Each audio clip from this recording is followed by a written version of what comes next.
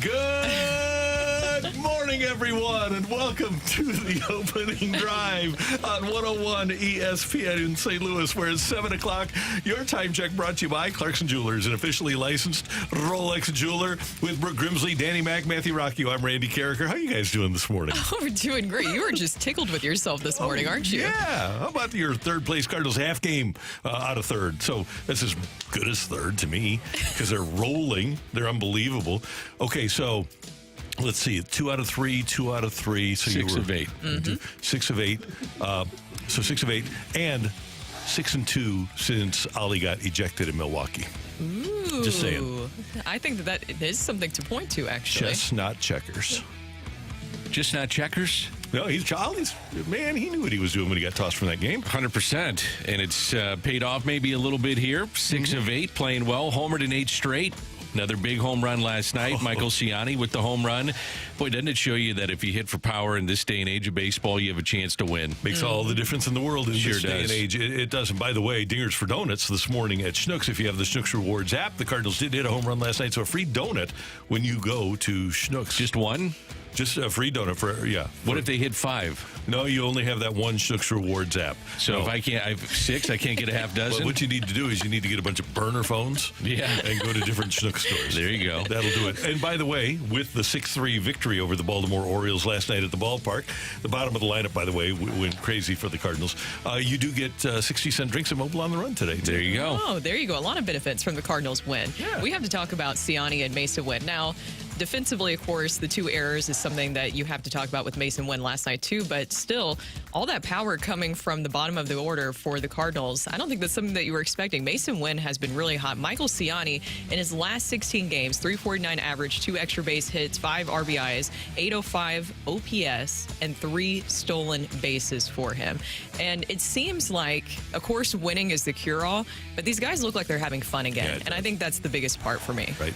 Regarding Ciani, with the way he plays center field, you can get by carrying a bat. That's kind of like if he's hitting like he was, right? 220? Yeah, it's kind of like what your pitcher was if you hit him ninth, right? But now you're getting a little offense out of him. There aren't many center fielders in baseball that hit.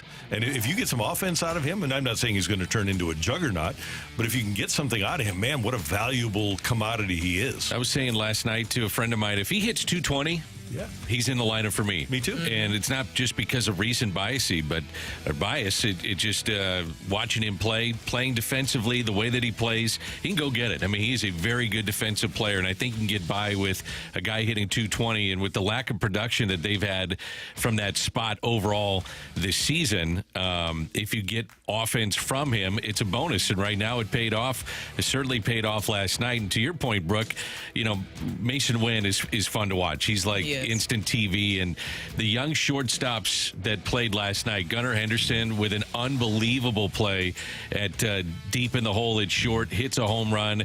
He's a young player. I mean, these are 2 of the best young shortstops in the game, and you saw them on display last night. And Brooke, you mentioned the errors. The first one he shouldn't have had anything to do with, right? Yes. Unfortunately, that is Ciani's play. The center fielder has to come in and get that one. And then the second one, I wonder if the first one was in his head when he made the error on the second one. And it wasn't an easy play. I mean, it was a hard hit ball. And you know that with a young player, you're going to get that. Yeah. And to your point on Ciani, anytime an outfielder is coming in, it's just an easier catch as opposed to you're back to the infield for an infielder. So you come in, you call off the infielder, and that's just maybe inexperience. And he's got to peel off, too, to understand that this play is easier for the center fielder unless you're Kurt Ford and Ozzie Smith, and you just dive over him like you did many years ago. But, you just don't see plays like that. But definitely easier for the outfielder to come in. Still an encouraging game from the young guys with Mason Winn and Michael Ciani. But with Sonny Gray, too, he was firing 5 no-hit innings. But in these 6, that's when those back-to-back errors came on consecutive plays from Winn. And I was a little worried at first because when you look back and you see that he was motioning towards Ollie Marmol not long after that, I'm like, is this something injury-related? But then he talked about it afterwards. It was just more of that he knew his limit in that situation. You could tell he was getting gas. To me, that was him putting his pride away for what was best for the team in that moment. And he knew Romero was ready out in the bullpen, and he knew that at that point he wasn't the best option for the Cardinals. He didn't give, at that point, the best opportunity for the Cardinals to win. I really admire that sort of honesty from a pitcher. Either way, whether it's, yeah, I can go or I can't, I need to get out of here, especially when you've been around as long as he has. I'm sure that Ollie appreciates that because a lot of times, Dan, as we know, a skipper goes out to the mound and it doesn't matter what the real true answer is. The pitcher's going to say, I'm good. Oh, I can't remember the last time a pitcher looked into a dugout and said, take me out. I know. Now, if it backfired, we'd be on this show this morning saying, what's he doing? That's not what you want. That's not grit. That's not the toughness that you signed up for in 3 years and $75 million. But when you get a guy that says, honestly, I'm done, that's brutally honest. Yeah. I can't remember the last time a pitcher did that. No. But it's great to see. To me, if I'm a manager, I want that. Here's Ollie Marmol, the Cardinals skipper. He was done. He was done? Yeah. We knew we'd go lefty there to be Mountcastle. He's pretty good against lefties, so you weigh that. But, yeah, it was Sonny did his job. He was cruising, man. I think 57 pitches in the first 5 innings, and then ran into a little bit of some non-plays and try to pitch out of it, but he did more than his job. I mean, those first 5 innings were absolutely elite. I think he was at 31 pitches that inning. He did his job. And here is Gray on coming out of the game. I felt like it was just the right thing to have someone else come in and try to finish that inning. As much as, I want to be like, man, I'm tough. I just thought it was the right thing. And I don't know if he was on the same, I don't know. I was just kind of saying like, hey, I got nothing left. And if a pitcher knows he has nothing left, then you don't want him in the game. So I appreciate that he had that self-awareness. Well, and Dan, you brought this up because there is also another way to look at it. But do you think that this also has to do with his prior injury concerns and maybe him knowing his body and just being overly cautious so he doesn't push himself too far? Yeah, I think that could be part of it for sure. I just found it really interesting that a pitcher would look in the dugout and take himself out. I thought the way that he approached Baltimore was really interesting, and I'll be interested to watch it tonight. He started out most of the hitters with the breaking ball. It was not the fastball, and he was setting it up to have something different in the tank and also a different approach second time through. That's just smart pitching. A lot of times you don't see that. You see guys go with the fastball in or out, hopefully not over the middle of the plate for them. But then to start it the way that he did was smart, and he kept guys off balance the whole night. Dan, I just thought of one. 2003 ALCS, Pedro coming out of the game after the 7th, pointing up to the sky. I'm done. And then Grady Little sent him back out there. Right. Now, Pedro didn't tell anybody that he was done, but it was obvious that he was.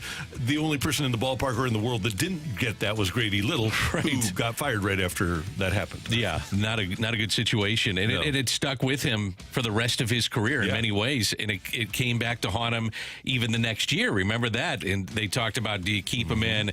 It was a storyline all off-season, and then the next season, when do you take him out of games? When is the right way to do it? I just found it for me, it was shocking to see him look and give him credit. If he's out of gas and he knows it, take me out. That's what, if I'm a manager, that's what I want. Well, you could tell that Ollie was surprised as well. He wasn't ready to go because at first when I heard it, I wasn't watching specifically in that moment, but then I heard it, I was like, oh, well, why is Ollie pulling him right now? So surely Sonny Gray can get out of this situation. But then when you go back and watch it, you see that even Ollie was not ready to take him out just yet. Yeah. But I think it also shows that it's really important to have that trust built between the manager and pitcher and his players, of course. And in that situation, now moving forward, you have even more of that trust built up between the two. If he stayed in the game and lost, I'd have been okay with it. I would have said, and let's just say he didn't look into the dugout, I would have said, I appreciate him saying, and this is from Ollie's perspective, this is your game to win or lose. You're our number one. You're our horse. And win or lose, we're with you. I would have been okay with that, too, if he didn't look into the dugout. Right. Yeah.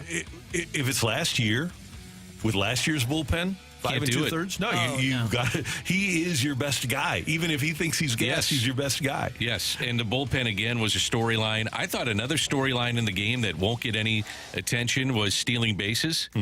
They clearly had a tell, in my mind, on Rutschman and also on the pitcher. Probably more primarily on the pitcher, but they're running with Nolan Gorman, they're running with Ciani. It led to a couple runs, and it gave them some, I just think, a little juice with your offense, and I thought that was really important in the game. Yeah, 4 stolen bases for them last night. That's it shows you that they definitely probably noticed something there, and that's a really good Orioles team on the other side that they're able to take advantage of in that situation. And also just getting on base was a big part of that as well, and they have been finding their groove offensively. Alec Burlson, I think, is another player I just want to give some credit to. He's been able to bring a lot to this team offensively.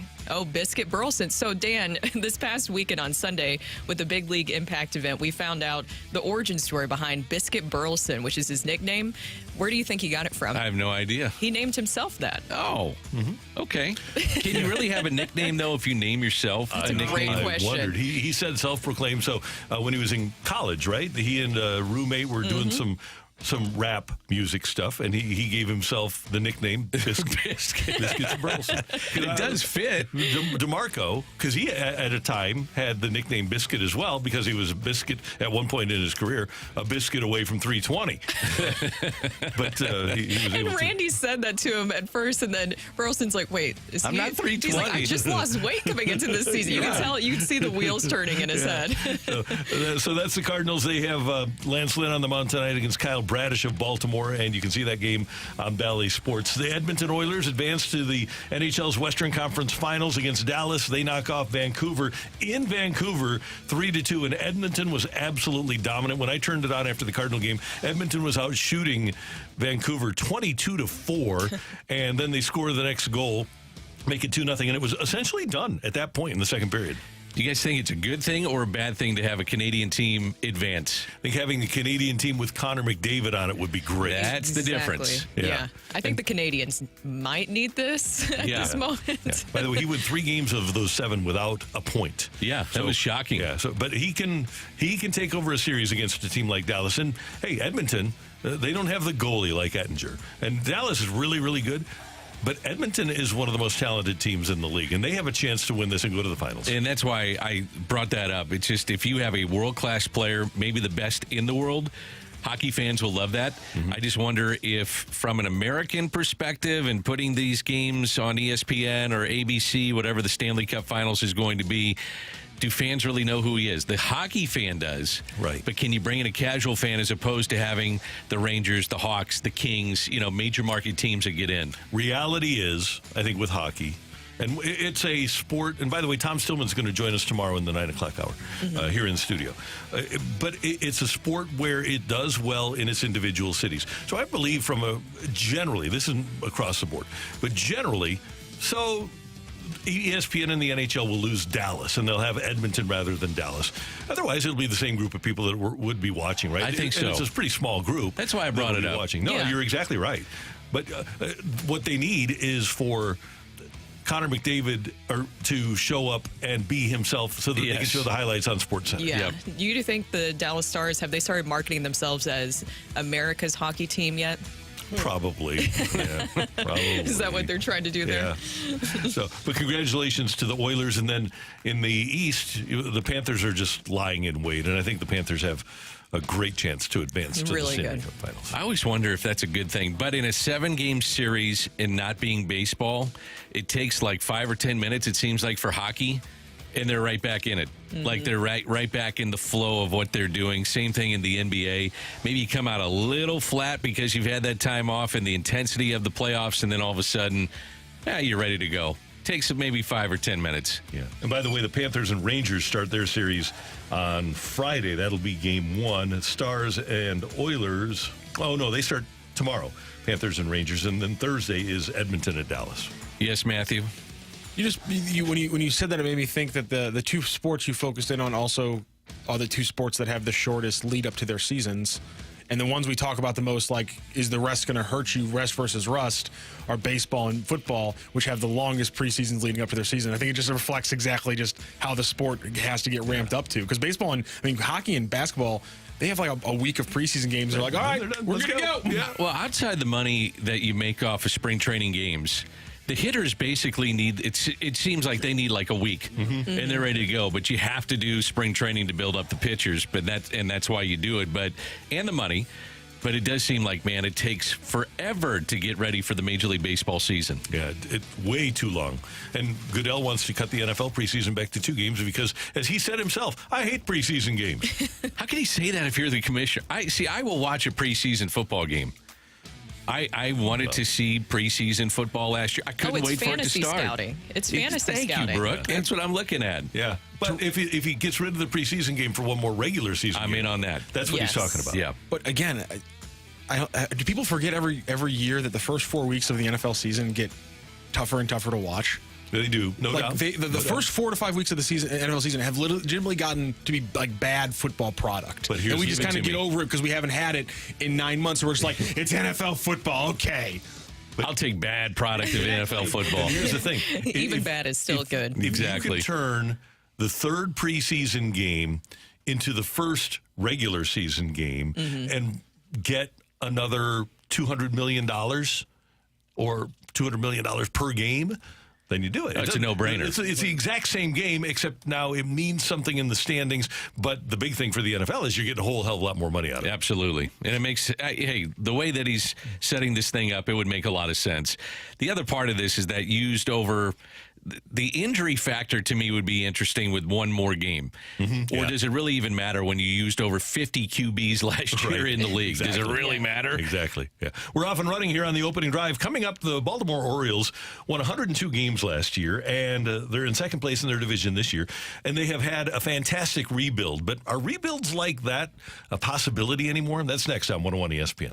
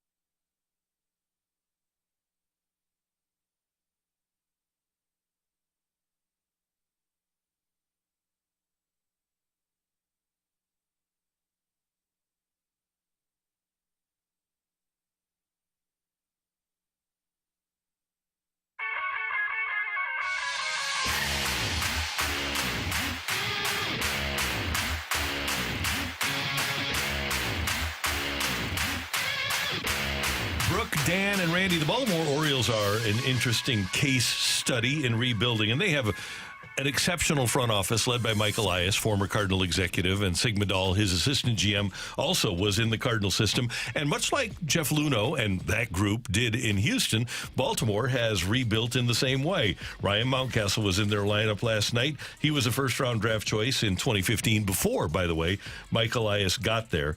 But Adley Rutschman, first overall. Grayson Rodriguez, one of their really good pitchers, was 11th overall. Jordan Westberg, you saw him last night, was a first-round pick. He was 30th overall. Colton Cowser was 5th overall. Heston Kierstad, outfielder, is not up with the team right now. I don't believe he was 2nd overall. And, of course, Jackson Holliday. But the key guys are Rutschman and Cowser, and then Gunnar Henderson was a second-rounder. There's a new rule, though, with the new CBA that with teams that receive revenue sharing, they can't get a top 10 pick in back-to-back years anymore. That is to avoid tanking. And with the draft lottery now, even if you finish with the worst record, there's no guarantee that you wind up with the first pick. So I wonder if what the Cubs did in building their world champion or what the Astros did. Astros don't really count because they didn't really benefit much from the draft. Bregman and Correa were the only people that really were a product of tanking. They had a bunch of free agents and a bunch of people that Ed Wade had brought in before Luhnow.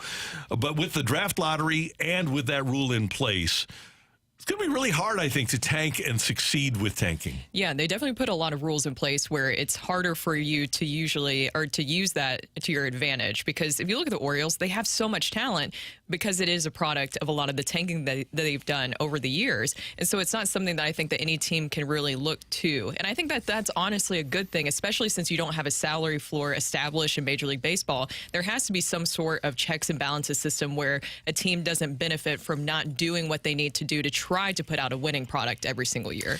Fans better buy in, and you better be honest with your fan base and say, you know what, this is what we're doing. We have the process. Didn't work for the 76ers all that well either.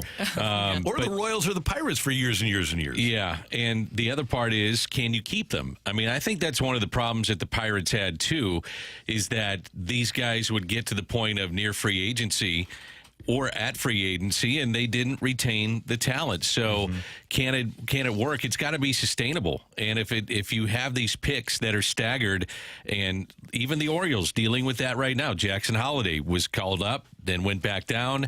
It's a different draft class than some of the others that you just mentioned. You better hit. That's the other part, too. You better hit. I mean, there's been picks. Yeah, there's been teams that have had pseudo, tanking type years, and if you don't hit and don't have player development, it doesn't work. Well, Dan, to that point, there were back-to-back years in which the Astros had the number 1 pick in the draft, and they took Mark Appel and Brady Aiken. That's where I'm going with this. Neither of them ever pitched a game in the majors for Houston. So you're right. It doesn't always work. Look at all and.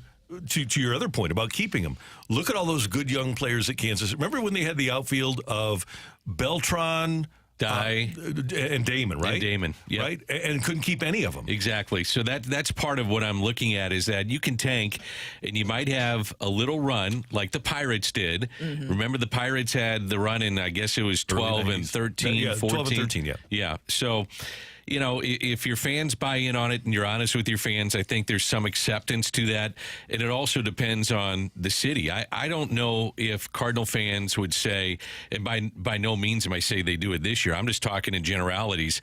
Would they accept that? And your fans have to be able to accept it, because if not, it's just not going to work. It's going to be tough to get people to the ballpark and people to buy in. The other part of this, too, is that in baseball, it's more of a crapshoot in my mind. I mean, especially on the pitching side. Yeah. If you decide in the NBA to do this, for the most part, you have the number 1 overall pick. Not always, but you're going to get the right pick. And that pick is going to be an impactful player in year 1, certainly in year 2, year 3, and so on and so forth.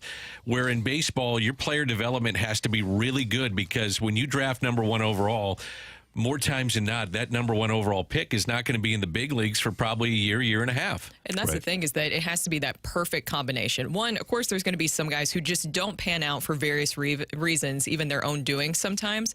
But then also you have to have the developing side and that working out. And you talked about the Pirates, and I just think about Paul Skeens, how everybody's already making jokes about, well, I can't wait till he moves on from the Pirates not too long from now. Exactly. Because you know that's what's going to happen, because the Pirates really refuse sometimes. Now, they have gotten a little bit better lately of actually paying and locking in some of their players, but that's the joke with some of those teams, is that those star players are not going to stay there long because they're not locking them down. But to your point about Cardinals fans, I don't think that fans could stomach a complete rebuild if we were comparing to the Orioles and what they've done. Of course, there's a lot of rules in place that would keep them from doing that, but still at the same time, I don't think fans would be willing to sit through that, because that'd be really tough to see, especially with the history that the Cardinals have. And all the winning here recently. The Skeens thing is fascinating to me, because he's a pitcher, and with pitchers, if you decide to try to buy out arbitration years, you're really taking a chance. Mm-hmm. You're really taking it's a roll of the dice with those, as opposed to position players.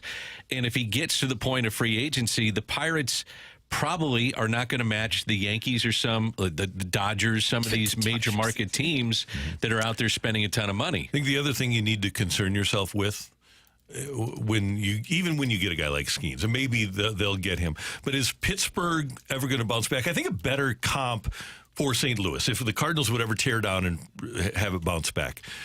Remember when Cleveland set a record for the most consecutive sellouts in the 90s? And then they go downhill, and they've been back, and they've been good for a long time. The Cleveland Indians right now are 22nd in Major League attendance, averaging 21,000 a game.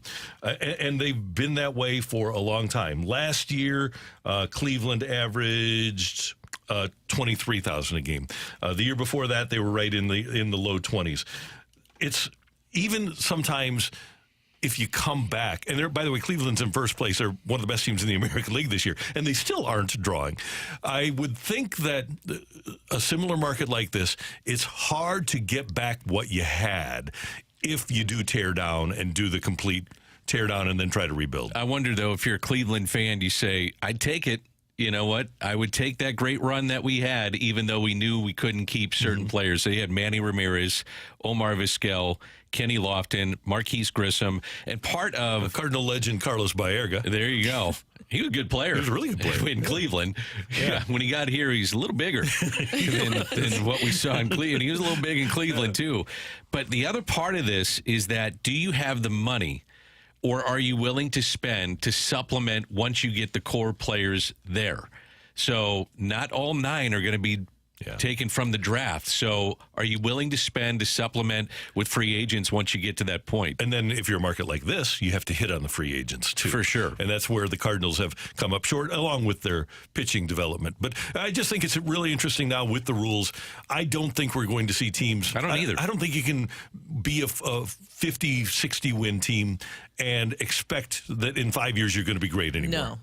No, not at all. And the other part is, what's your window that you anticipate once you get there? Like, that's going to be the point with the Orioles, is that you're going to have all these guys come up at the same time to try to sign them long-term or hit free agency and retain them. That is something you have to keep in mind as well. Yep. That's Dan, that's Brooke, I'm Randy. Coming up here on 101 ESPN, the new Cardinal magazine is out, and our friend Stan McNeil from Cardinal Publications joins us next to talk about the Redbirds and the new magazine, next on 101 ESPN.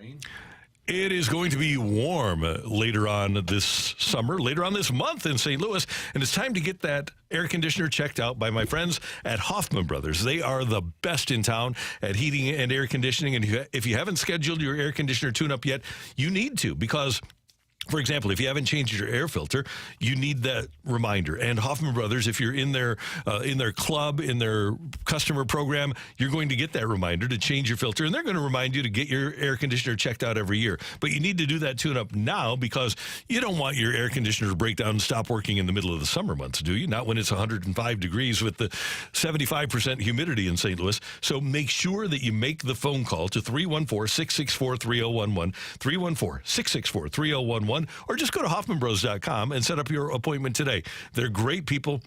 They're great residents of the community. They are the official heating and air conditioning partner of St. Louis City SC, partners with the Cardinals, huge sports fans, and you will love working with their people at Hoffman Brothers.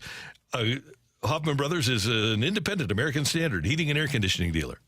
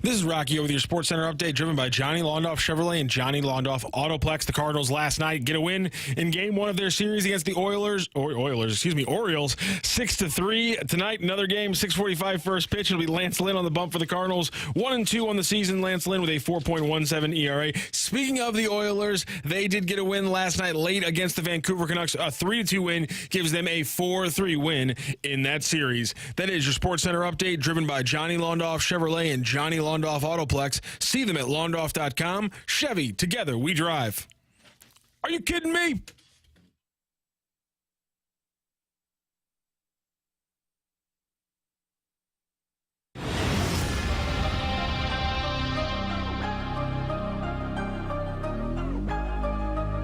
Brooke Grimsley, Danny Mac, Randy Karraker, the opening drive, 101 ESPN, and we go to the celebrity line now, and our friend Stan McNeil from Cardinals Magazine joins us. We always like to hear from Stan. Good morning, sir. How you doing?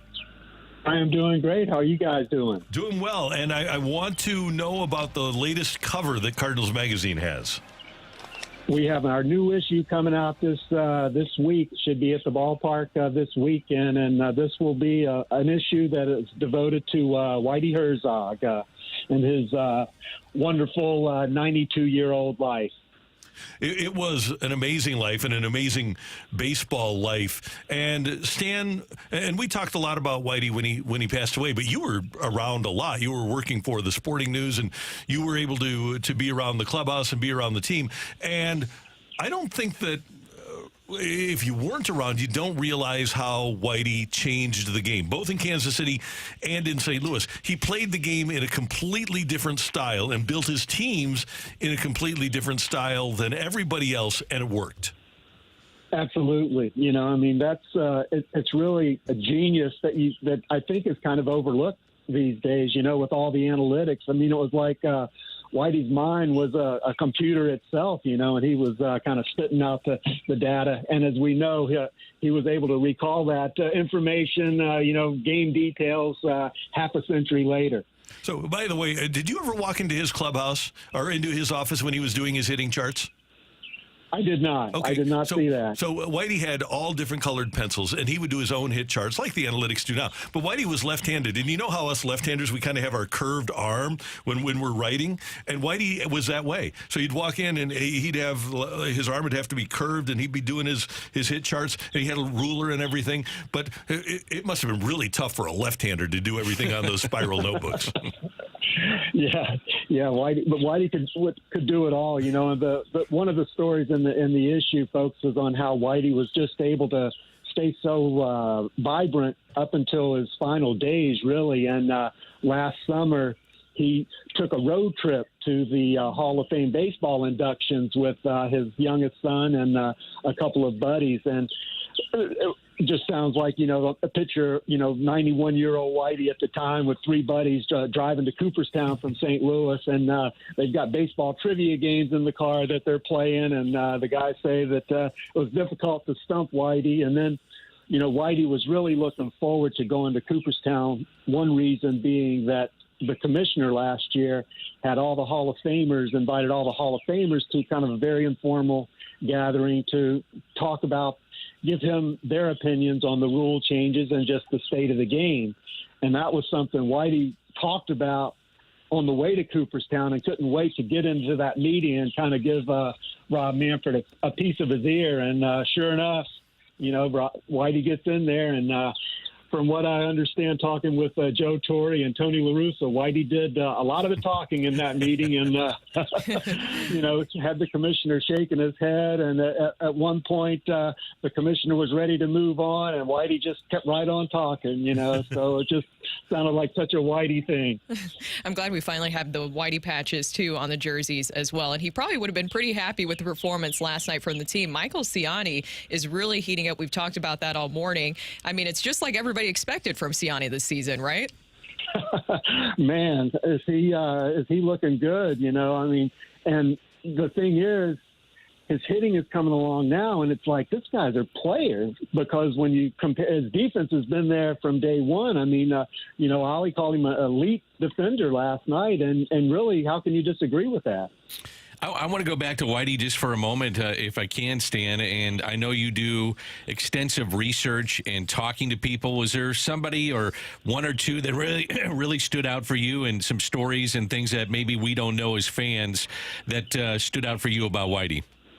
Well, you know, that's a great question. And his one of his grandsons, Jake Herzog, kind of gives us a side of Whitey that was not the genius manager, but was just Grandpa Whitey, you know, Papa Whitey, as Jake called him. So, you know, Whitey really was out of the game in 1990. But from 1990 to 2024, you know, he stayed relevant just because of who he was and how energetic he was. And so, you know, he was as much as anything in those years, a doting grandfather. And so we kind of take a look at Whitey more than just the manager. And it's interesting, Stan, when you compare Cardinal history and look at the Cardinals bringing up people like LaPointe and Steuart in 82, and Danny Cox came up in 83, and you had Todd Worrell arrive on the scene in 86, or during the 85 season. You had Kurt Kepshire arrive on the scene. The Cardinals, it seemed like every year brought up a pitcher, and it's really interesting now to look at the 40-man roster, and of the 23 guys, I guess there's 24 now on the Major League roster, but only 5 were drafted and stuck with the Cardinals. 5 out of 24 players on the Major League 40-man roster were developed by the Cardinals and brought in here. And that's something that in his interview with Frank Cusimano the other night, John Mozeliak said the Cardinals have to do better at. But that's how you win, isn't it? By developing pitching and getting it to the major leagues and having it succeed? Oh, absolutely. You know, I mean, there's so much that goes into that. It's developing it. It's also kind of picking the right guy to begin with, you know, so there's absolutely a lot that goes into that. And, you know, Whitey just seemed to have a knack for, I think of all his talents, evaluating talent might have been the best one because, like you say, not just with pitching, but with, as we know, with position players and everything, he just kind of knew what a ball player was. Stan, what else do you have in the magazine? Is it 100% devoted to Whitey? Any other fun facts for us? No, we've got other features and stuff. We do departments where we take a look at Ryan Helsley, talk to Ryan a little bit, and then we also Miles does a column. Miles Michaelis does a column on going fishing. And if you want to talk to somebody who's into fishing, talk to Miles. He's not just one of these guys who messes around. He's into it. So that was fun. Working with that story. You know, when you visit with a player like that and Miles Michaelis, Stan, are you writing that, or is that first account or kind of a collaboration when you have a player doing a column like that? It's a collaboration. You know, I sit down and talk to him, and then I'll write it up and then show it to him, and then we kind of bounce it back and forth from there. Hey, Stan, how can people get the Cardinal magazine and subscribe? The best way to get it would be to go to the Cubs series this weekend. It'll be in the stadium, but you can also call 314-345-9000 or go to cardinals.com/publications or cardinals.com/magazine. All right. Sounds great. As always, it's great to talk to you, Stan. We'll see you at the ballpark soon. Thanks, guys. Thank you very much. That is Stan McNeil, Cardinals Magazine, with us on 101 ESPN. And I'm glad that there are going to be all those Whitey stories in there because most people, I would guess, listening right now, driving down the road, didn't get a chance to witness Whitey as the manager. We did, and it was something to behold. And it sounds like Stan's having a great morning of just watching and listening to the birds, having a cup of coffee, and talking baseball, man. It sounded like a Disney movie in the background. Hey, that's better than the cicadas. The cicadas sound like the airport, don't they? It's scare unbelievable me. to go past a big tree. I feel like it sounds like right now a blistering hot day in August. Yeah. When you hear those, I don't know, bugs that come out in August in the summer here in St. Louis, and now we're getting it in May. It's May 21st. It feels like that for me. Yeah. My dog Maggie woke me up this morning. She wakes me up by coming up and licking my hand, which is smart. Good move on her part. She had to go outside, but she didn't have to go outside. She wanted to go out and play with the cicadas. Oh, and there's cicadas, no. all over the patio. And so she just wanted to go out and play with them. I have to yell, Maggie, get in here. I was walking Stevie last night, and they were so loud. By the way, did you know that when they're in the trees and you might see some water dripping, it's not water, they pee. I didn't know that. So now I just thought I should share that Thank you very information much for you for sharing guys. that, I didn't realize that until I read a little bit more about them because I was trying to get to the bottom of why we need cicadas and if there's a way to prevent them or anything to stop the cicadas. I don't know. Are they necessary? And then I came across the fact that they also are peeing from the trees. Oh, So are they necessary? Yes. I guess. They are? Yeah, Sure. because like the ecosystems where they're at is built on a cycle where the animals expect that amount of food to be there in the cycles, and so if it's not It's there, all about the ecosystem these days. I think a bunch of like things die if they just like don't pop up. But they're like in the ground for Then a the long bees time. die, Is it Dan. necessary? I got it. gross. By the way, That's gross. we love Cardinal Nation, all right? Cardinal Nation is wonderful. But I'll never forget being an usher on the first base side and seeing Willie McGee's Major League debut as a pinch hitter. It was May 10th, 1982. The Cardinals were in first place in their division. And granted, there had been a strike the year before, but they did have the best record in their division, and they had a great team. And Whitey sends Willie up to the plate as a pinch hitter, and he strikes out on 3 pitches. That night at Busch Stadium, there were 15,421 people. It's amazing, isn't it? Wow. Yeah. It's just how things have changed. I guess for me, when it really changed, 96 was a good team. They were 1 win away from the World Series. But when it changed for me, and 82, 85, 87 were great, but then you had the years of the early 90s, which weren't great, as you well know.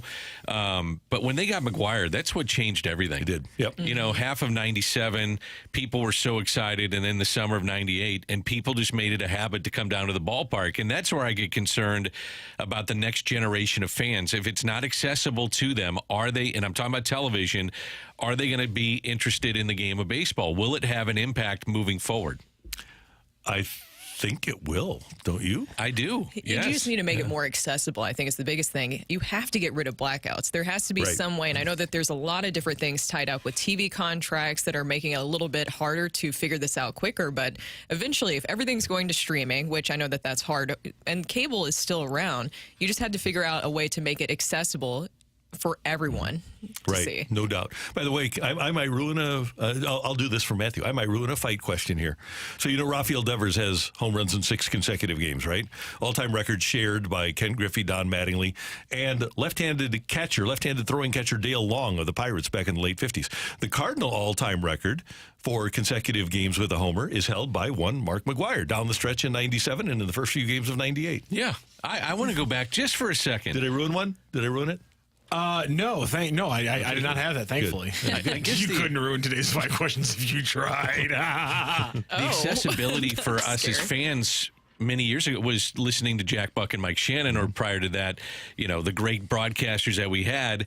But winning solves everything. It does. You know, if you get winning clubs, people will go down, and it's an event to go to the ballpark. Exciting players, too, is another big part of it. And the reason the Cardinals were able to become great for 20 years is because of that McGwire trade. He comes in, they sell out every game, then they have the money to spend to rebuild for the 2000 team, and they wound up being great for 20 years. That's basically. That was the base of all this that we see in the winning today. Yep. How big was his bicep in person? I just have to know that. Oh, well, his forearm, in 1998, his forearm was 17 and a half inches, all right? My neck is 17 and a half inches. Yep. It was unbelievable. He's Paul Bunyan. Oh, my gosh. Yeah, it was great. Yeah. It was a big fella. Coming up next, we've got Take It or Leave It. Get your text into the Air Comfort Service text line, 314-399-9646, 314-399. Yo-ho! Take It or Leave It next on 101 ESPN.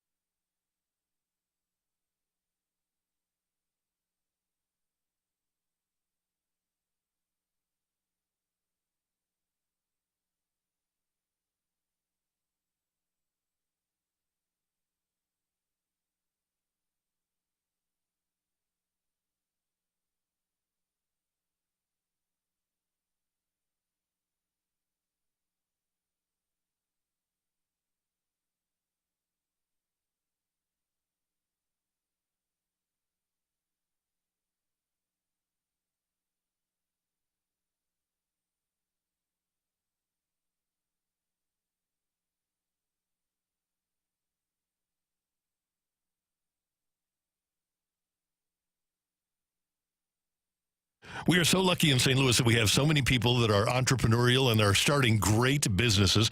And if you're running a fast-growing business here in St. Louis, you need to listen to this. NetSuite's Business Grows Here event is coming to St. Louis on Thursday, June 27th. Why St. Louis? Because NetSuite knows that St. Louis is a hub for entrepreneurs with forward-thinking founders, a top talent pool, and pro-business leadership. Apply to attend the business event of the year taking place at Union Station Hotel on Tuesday, June 27th. You'll learn how Missouri is paving the way for new business growth and capital, see how technology fueled by AI is shaping the way we grow and run our businesses, and you'll be inspired by business leaders like Jamie Siminoff. He is the founder of Ring Video Doorbell. He has headquartered his next company right here in St. Louis. NetSuite by Oracle, Business Grows Here, is free to attend if you qualify. Apply right now to find out because seats are going quickly. Block out your calendar for Thursday, June 27th. Apply at netsuite.com/Missouri. That's NetSuite, NETSUITE, netsuite.com/Missouri.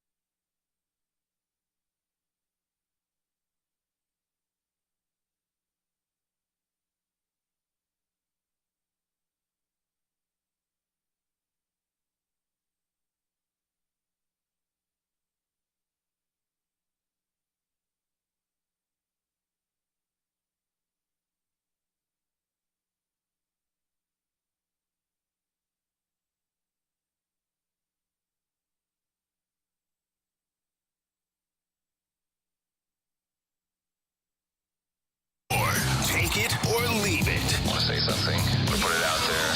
If you like it, you can take it. If you don't, send it right back. Get your text into 314-399-9646 and give us your take it or leave it. Brought to you by Gloria Lou Realty. Visit GloriaHasTheBuyers.com and start packing. That's my final offer. Take it or leave it.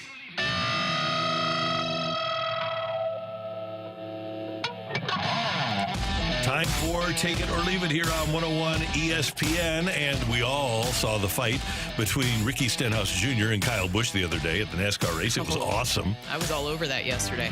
Take it or leave it. These two should accept the offer that has been afforded them by Celebrity Boxing to hash it out in the ring.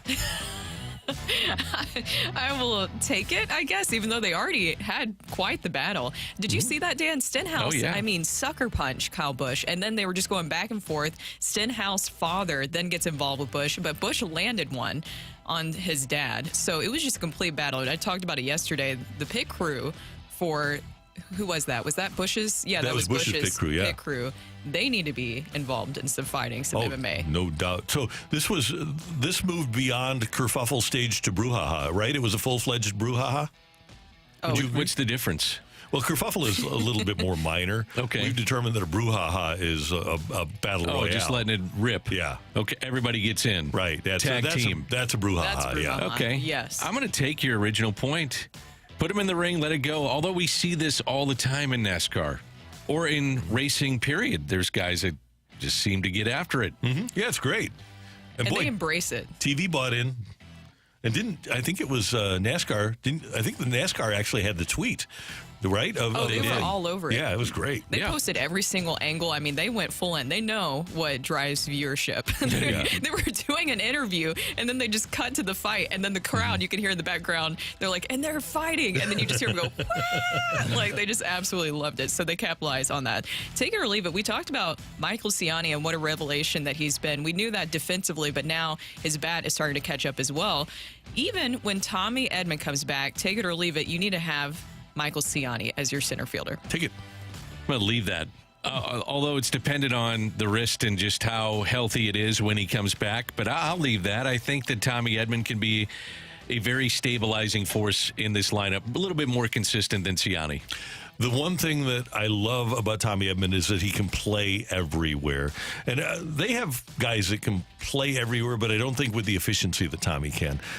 And he doesn't mind. That's one thing. His ego isn't such that he minds moving around the diamond like a lot of players. I think the bigger question is what happens to Brandon Crawford. Yes. I think Brandon Crawford's going to be here. I do too. I'm just saying, you know.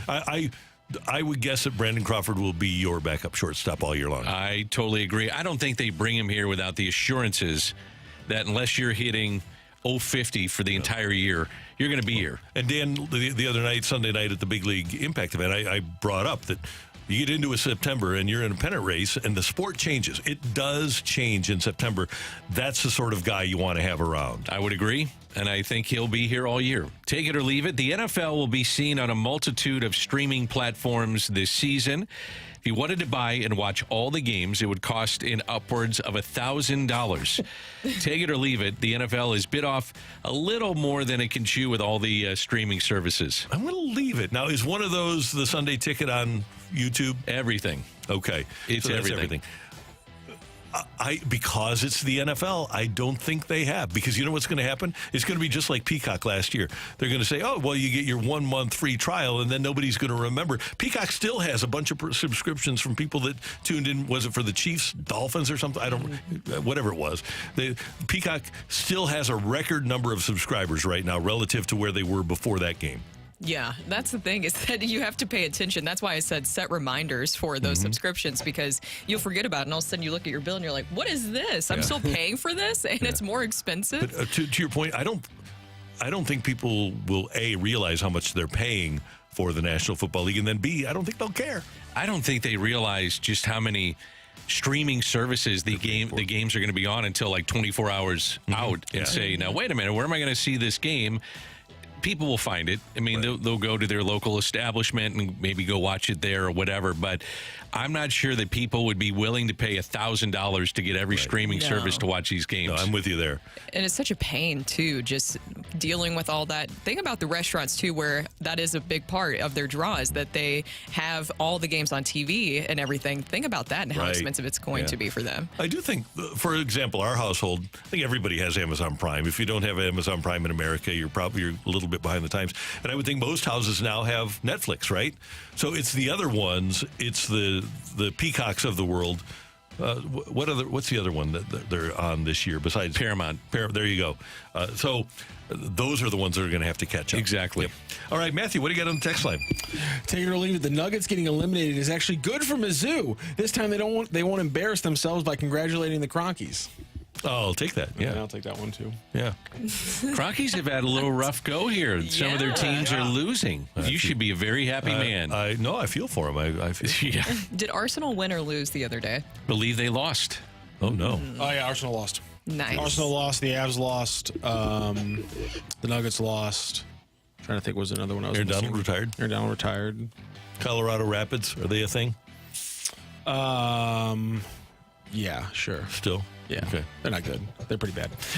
Take it or leave it. If the USA was a person, other countries would have an intervention on this whole NFL addiction. I'll take it. I'll take that. Yeah. That's a really good thing. I like that a lot. We are addicted to the NFL, no doubt about it. Do you guys follow it still daily? There's something that comes out with the NFL every single day. As much as I despise the business, the product can't be turned away from by me. I would love to be able to turn away, but it's just too compelling. And like you say, Dan, it's every single day. It's not just the games. It's something involved with the league. I mean, even the latest, like Justin Jefferson, have you guys paid attention to that? I mean, him supposedly around the Jets facility, there's always something every single day. And how about an NFL executive admitting that they built the Chiefs schedule around Taylor Swift's tour schedule so that she can attend 14 of their games? Yeah. That's what I brought up the other day. Yeah. She'll be in Toronto, and they've got the Chiefs and the Bills, so not far away.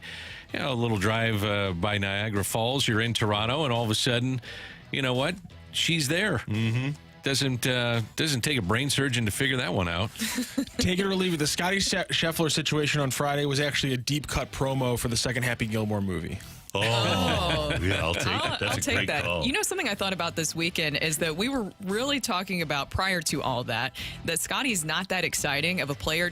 Of course, he's performing well, but we're talking about just personally. He didn't seem like that electrifying, and then you had that happen that weekend. Did you guys think about that? We talked about that for a bit. The best meme I saw was somebody taking the shot from Moneyball and going, "You can't replace Tiger Woods, but you can recreate him in the aggregate." And I was like, funny. that's fantastic. That was funny. Thank you, Matthew. Thank you, Randy. Coming up here on 101 ESPN, former Cardinal and Cardinal Hall of Famer Jim Edmonds said on the Fast Lane the other day that he helped Paul Goldschmidt out.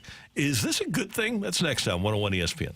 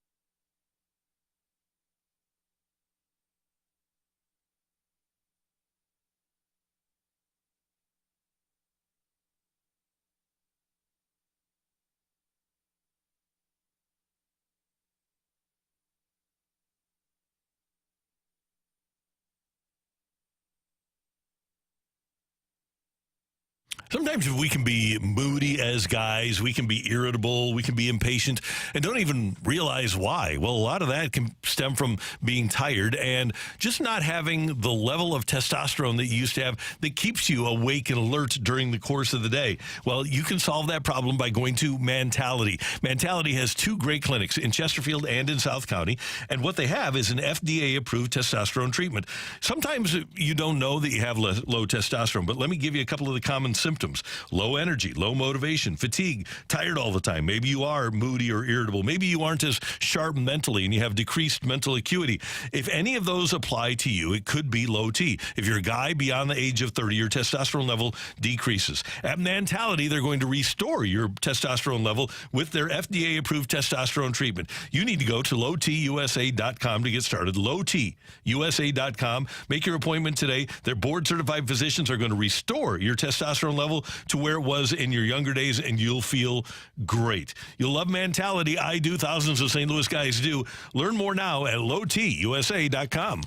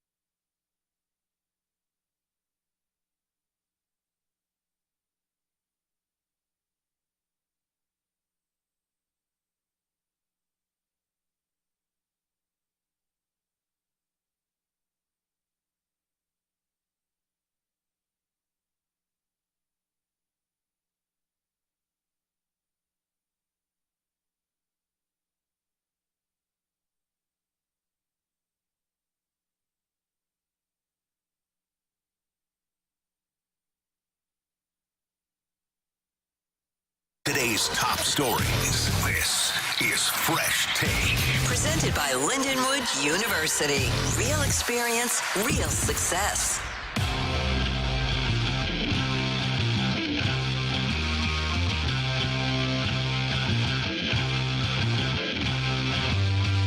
Yeah, he fixed it. To be honest with you, he came over to the house for a few days and we talked and went over some things, just kind of give him a different angle of what I see versus what he's trying to deal with while he's at work with, their hitting coach is dealing with 25 guys.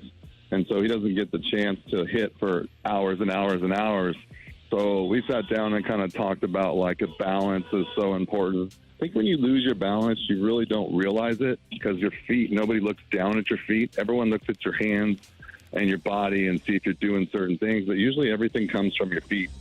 That's Jimmy Baseball, Jim Edmonds, Friday in the Fast Lane on 101 ESPN, talking about Paul Goldschmidt coming over to the house. I want to start with this, with all due respect, because Jimmy knows more baseball, has forgotten more baseball than I'll ever know. But the Cardinal hitting coaches aren't working with any pitchers, so they're probably working with 13 guys max, right? The 13 pitchers That's are a not. Good point. I hadn't thought of it that way. Yeah. So they aren't that overwhelmed. But I guess the question here is, here's a Cardinal Hall of Famer who wants the Cardinals to do well. His heart is in the right place. How do you guys feel about this? About Paul Goldschmidt going over to Jim Edmonds' house to talk hitting and try to fix his problems? Can I say something? Yes. He has a batting cage, by the way. It's not just sitting on the couch going, hey, watch your feet. So they have a batting cage over there, and that's where they're working. That'd be a little weird, wouldn't it? A little coffee talk over hitting. Yeah. Coffee talk. Then I'd be a lot more concerned. I don't have a problem with it. I mean, a lot of these players do work, and they outsource their resources during the offseason, during the season. They have so many different people working with them. I don't see exactly the problem there. And with Jim, I mean, of course you would like to work with him in that situation. He has a lot of knowledge, and even just listening to him during the broadcast, when he really breaks things down, it's not hard to see why any player wouldn't want to work with him. There's a few guys that I look at it, and I've said this before, that are baseball savants that even see the game differently than those that play, and they're the best in the world at what they do. But I always felt like Chris Carpenter, Jimmy, Yachty, Albert just kind of saw the game at a different level. I don't think this is an indictment on Turner Ward. I really don't, because Turner Ward worked hand in hand with Paul Goldschmidt. I think it's a good thing that you at times have a different set of eyes with what you're seeing. I mean, I think that he can see things at a level that some people just don't, and not that, it fell on deaf ears, whatever Turner Ward was working with Jimmy. I'm sure they both are in collaboration to a point to help out, and Jimmy has helped out players for years, which I don't think a lot of fans know. I mean, there's guys that have been over to his house and in that batting cage a bunch. And so if a player produces, I don't think an organization cares where it's coming from. If it helps him out, then let's do it. It seems like something changed with Goldie during that Brewers series. We saw that, of course, he was like, what was it, 0 for 32? He had that skid going on until he was able to get like a base hit, and then he had a home run in the series finale after that. It seems like things started to shift in a better direction for him. Did Jim say when exactly he started working with Goldie? I did not hear. If he did, and I listened to the interview. I didn't hear when he said that. But either way, still recently. But Dan, you mentioned players that have worked with him. Harrison Bader was one of those. Tyler O'Neill. I'm sure that there's been others that have worked with Jim as well. Oh yeah, there's a bunch of guys, and his perspective is unique. And I don't think it's a bad thing to have a different set of eyes watching and trying to see maybe there's a little nuance where you're holding your hands, what you're doing with your feet, your setup in the box, to where his perspective may be a little bit different than somebody that's constantly in a player's ear. So I don't think it's necessarily a bad thing. I mean, John Tudor is a great example in 85. What happened with him, somebody, he's on a national game, and all of a sudden his high school catcher picks up on a little nuance of what he was doing, and he goes off and almost wins the Cy Young Award. If I'm the Cardinals, I embrace Jim Edmonds doing this. And the fact that it's Paul Goldschmidt. Goldie can do whatever he wants, right? Because he knows what to do and what not to do to be successful. However, and if it's Michael Ciani going to Bob Smith's Southside Gym to learn to get hitting tips, I don't want that. I know that Jim Edmonds is legit. If my players are working with people that don't have cachet in terms of hitting, I don't feel as good about it. But I agree with that. If any Cardinal goes to Jim Edmonds, I'm on board. Yeah, I think the concern that you can get from an organizational standpoint is that you're getting too many voices, and he's an outside voice. He's not part of the coaching staff. That would be of concern for me. That's the big thing, is that you worry about, but with Paul Goldschmidt, he's such a veteran player in that situation where I feel like he knows how to filter out the noise. The thing I would be concerned about is a young player who's still learning, still trying to figure things out, where you have too many voices in your head. Maybe you have several different hitting coaches. Then you have the hitting coach within the organization, and then you have analytics and all that different kind of stuff.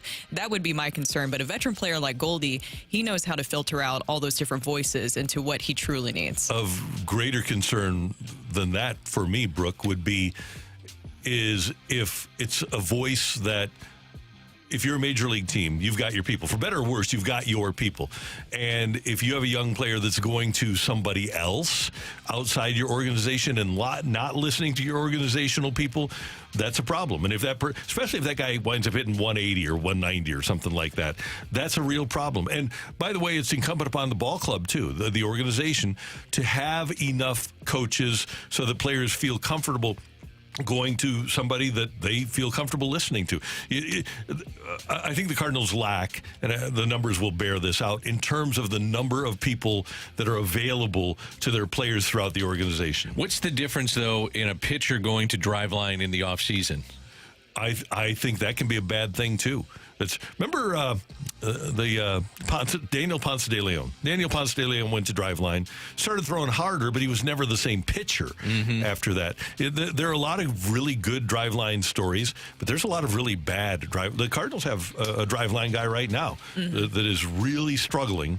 Not at the major league level right now, but apparently really struggling because he went to driveline and accepted their advice. I think if I'm Ollie or if I'm Turner Ward, I accept this. I just say, you know what? This is production on the field. If this is where he needed a different voice or he saw something or it clicked for that particular player, I'm all for it. It's kind of like Ollie, when Yachty was supposed to be here and there's so much talk about the managerial aspect of things, you have to be comfortable in your own skin. You're not always going to be right. And if you get a different voice, it's not necessarily the worst thing. And as you mentioned, Randy, the cachet of a guy that in my mind should be in the Hall of Fame, I'm going to take that advice. And hey, Whitey, and I've told this story before, every year Bruce Sutter would have a little downturn with that split finger. And he learned the split finger from a minor league pitching coach in the Cubs organization named Fred Martin.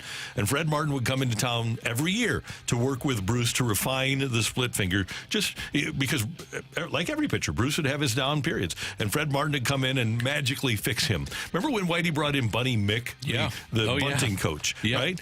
And Whitey one time went to Barry Larkin was struggling, and Barry Larkin will, if you ever interview him, will tell you this. Whitey changed his career with one little hitting nuance at the batting cage one time in Cincinnati. Changed him.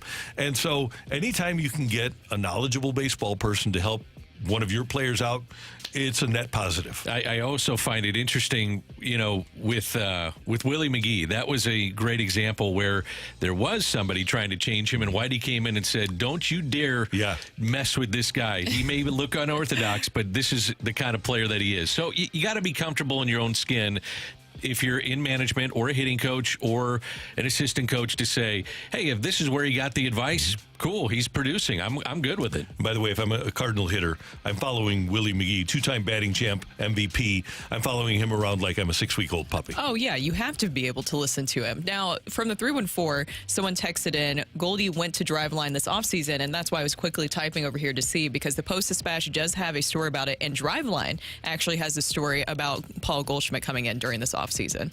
I think guys look at different ways, and a lot of them still have personal hitting coaches that they'll send video to throughout the season. It's not just Paul Goldschmidt working with Jim Edmonds, even though that's going to get a lot of the fanfare because Jimmy's a big name and a big personality and in many ways beloved here in town with what he did on the field because he was such a great player. But if you're getting an outside voice that helps you, what's wrong with that? hey, Paul Goldschmidt, he is a student of hitting. He went and got the big knob bat a couple of years ago. He worked with Aaron Judge, and Aaron Judge, after the year after he won the MVP, he's working with Aaron Judge, and Aaron Judge's personal hitting coach, who is based right out here in St. Peter's. But I think it's different if Paul Goldschmidt is doing it than if Nolan Gorman is doing it. Yeah, and I'm sure these guys have personal, matter of fact, I know they have personal hitting coaches that they send video to and talk to after games and all that kind of stuff. They're going to get outside voices. It just, now that it's been made public, I think it gets a lot of attention to what we're talking about this morning. Yep. That's Dan, that's Brooke, I'm Randy, and that is today's Fresh Take on 101 ESPN. Coming up, Skip Schumacher might not be back with the Miami Marlins next year, but he's still making an impact. That's next on 101 ESPN.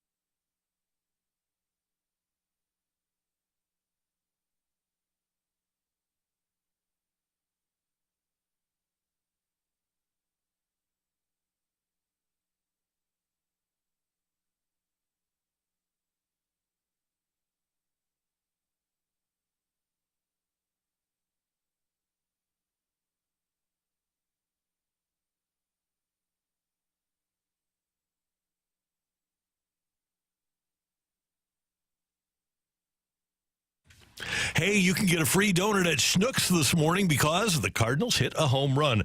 That's right. It is the Cardinals hitting a home run, and you score a free donut the next day at Schnooks.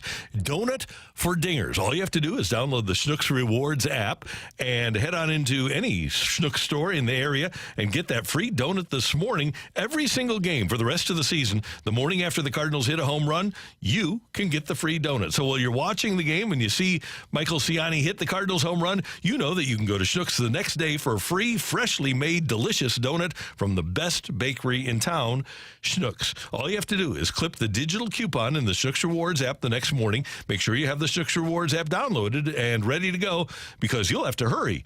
This is while supplies last at every Schnooks store. You already know that Schnooks has the best donuts in town, right?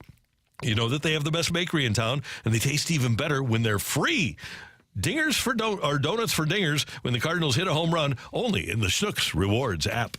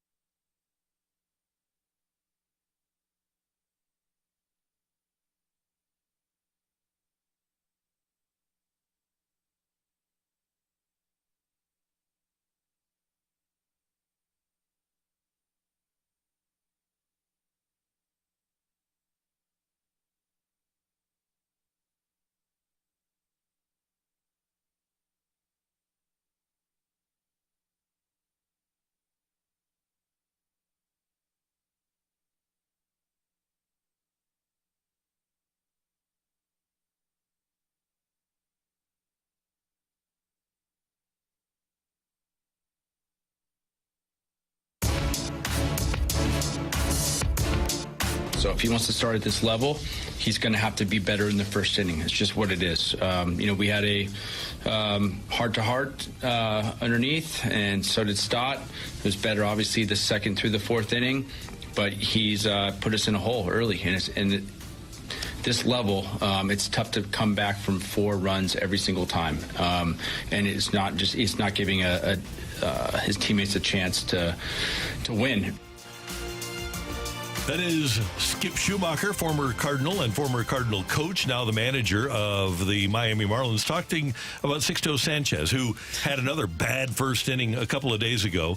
And Skip said, I don't know what the root of the issue is, but it's unacceptable in the first inning. He said, the changes that we're trying to do are not working, so we have to keep trying to find something. We're not going to give up on him, but he's not a top prospect anymore.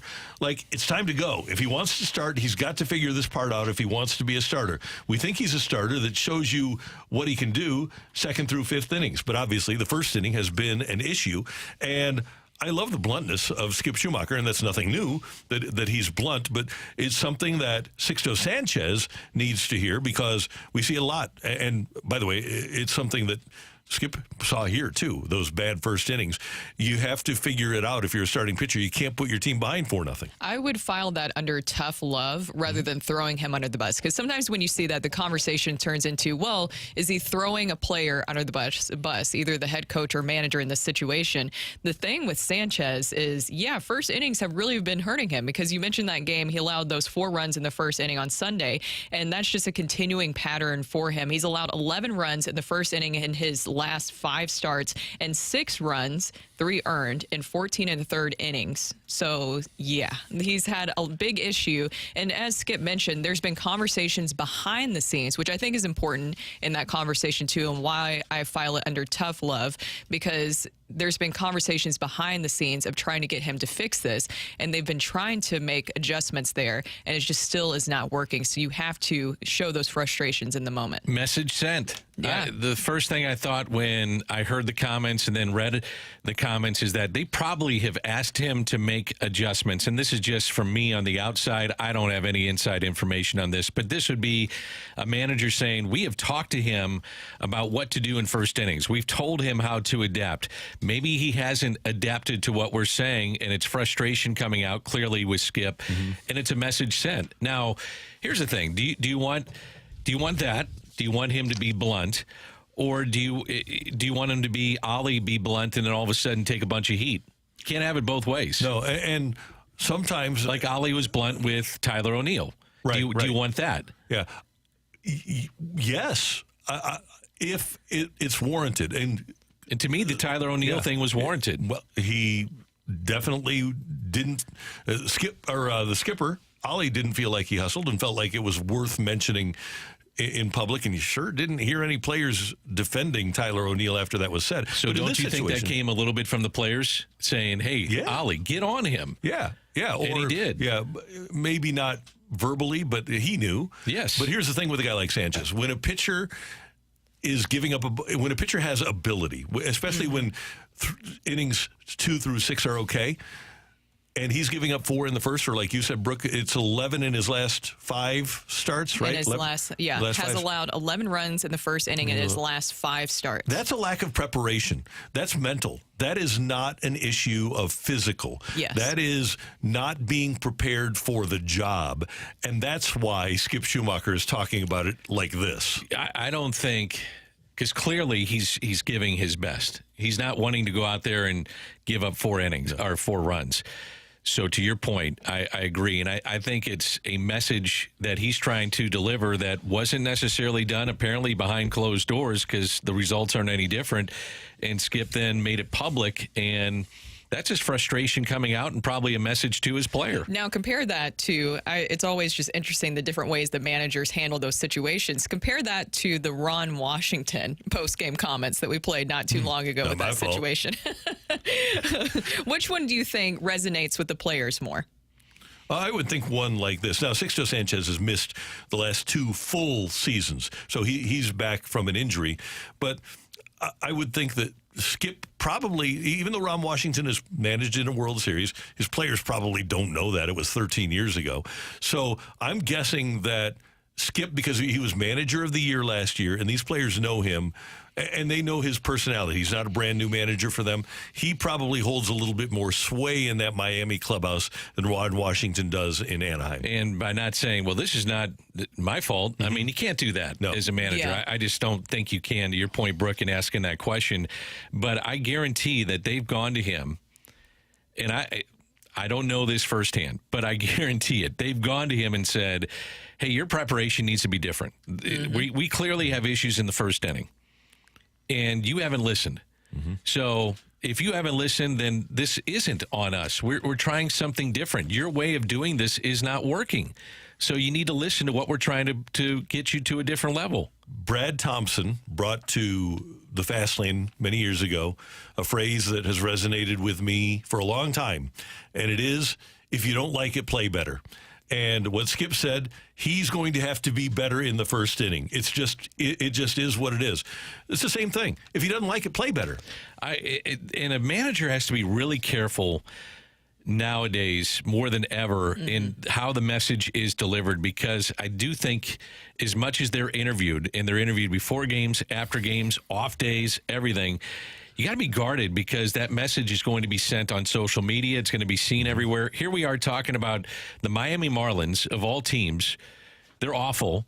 And we're talking about it here in St. Louis on how you deliver a message to a player. You got to be very, very careful, head coach, manager, anybody in position of power in that regard, of how the message is delivered. And I think that's what the big difference and why it was such a big deal with the whole Ollie Marmol and Tyler O'Neill situation is, because then you have the media takes those quotes to Tyler O'Neill, and then Tyler O'Neill was obviously surprised, and he said that there wasn't those conversations. And then you had John Mozeliak even admitting he kind of wished that was behind closed doors. So there was just a lot of different things that added to the drama of that whole kerfuffle, as we called it, with Ollie Marmol and Tyler O'Neill. I would guess, though, that Ollie was getting heat maybe from his veteran players because they didn't like some of the things, the veterans, of what they saw with that would be my guess of Tyler O'Neill, and he delivered the message on behalf of some of the players, the veterans, that didn't like maybe a lack of effort at times, perceived lack of effort. Speaking of the message, let's listen to the first few seconds from Skip again. So if he wants to start at this level, he's going to have to be better in the first inning. It's just what it is. Okay, good. So now here's Peter Bendix, the general manager of the Marlins, with the exact same thing. So if he wants to start at this level, he's going to have to be better in the first inning. It just is what it is. Who would you rather hear the message from? Randy, of course, Skip. Was that not a perfect Peter Bendix? It was. Oh, my goodness. If people haven't seen him yet, just imagine. I know that people like to poke fun of John Mozeliak a lot, but if you've seen some of those interviews with Peter, it comes off a lot, very analytical, He's kind of nerdy. Yeah, I was trying to find a different way to say it, but you're correct. It comes off a little bit nerdier. But with Skip, I think another thing, when you just isolate it to that first quote, he makes it very direct and to the point of what specifically he's looking at. He's talking about that first inning, because that's something that they've gone over time and time again with Sanchez. And so he made sure that that was the focal point of what he was talking about in that conversation. Can I ask, just go off the rails just a little bit? Sure, go ahead. How did Peter Bendix interview for and get that job? What's his resume? I don't know his resume, Randy. He was in the Rays front office, but that's how he got it. But how does that guy? Was quick. Because he seems kind of like a nerdy know-it-all. So if you're the owner, and is it Sherman down there? Bruce Sherman is the owner of the Marlins. I don't know if you interview that guy based on what we have seen and heard. I don't know how you hire him. So I just pulled up his name on Wikipedia, which some can argue is maybe not the most reliable of sources, but I think it is. His resume is so small that you could put it on a fortune cookie. Once again, stole that from the roast. This makes sense, though. Yeah. This is he took a course on sabermetrics at Tufts, and his research project resulted in 2 offers for internships. He joined the Rays as an intern in 2009. So he's obviously good at math, not good enough to go to Harvard, but he's at Tufts.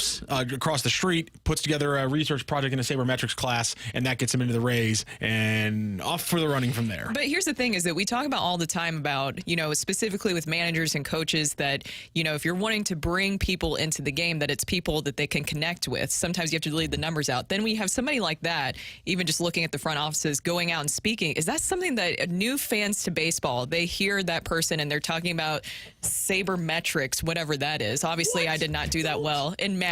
Society for American Baseball Research, SABR. There you go. Metrics, yeah. Yeah, yeah. Now, I'm you're a just huge saying. fan of it, Randy. I spoke to the St. Louis Sabre group, yeah. Yeah, but I'm saying They if you like what I talk said, about too. things specifically where it sounds like you can't just resonate with the sports fan, then That's tough. that's the tough part. Yeah. It's the opening drive on 101 ESPN. I just had to get to Peter Bendix there. We found a roundabout way to do it. Coming up, Matthew, do you need a fighter? Okay. We need a fighter for the fight. So all you need to do is text in 314-399-9646, 314-399-YO-HO. And if you text in with your name and the word fight, Matthew may choose you to fight me next on 101 ESPN. It's time for a DraftKings at Casino Queen Redbird report on 101 ESPN. Brooke Grimsley here for your Redbird report. The Cardinals taking down the Orioles last night, rolling to a 6-3 victory. Michael Ciani and Mason Winn drove in the first 2 runs in the game, and then in the 4th inning, Michael Ciani crushed a 3-run shot for his first career home run. Sonny Gray firing 5 no-hit innings, but in the 6th, back-to-back errors on consecutive plays from Mason Winn led to Gunnar Henderson's 3-run homer to make it 5-3. The Orioles got 2 more singles off of Gray before JoJo Romero relieved and stranded both runners. Gray giving up 3 earned runs, just 1 earned in 5 2/3, helping the Cardinals win for the 6th time in their last 8 games. Lance Lynn will be on the mound tonight for the Cardinals with first pitch at 6:45. The Redbird report is presented by DraftKings at Casino Queen. Play, stay, dine at DraftKings at Casino Queen.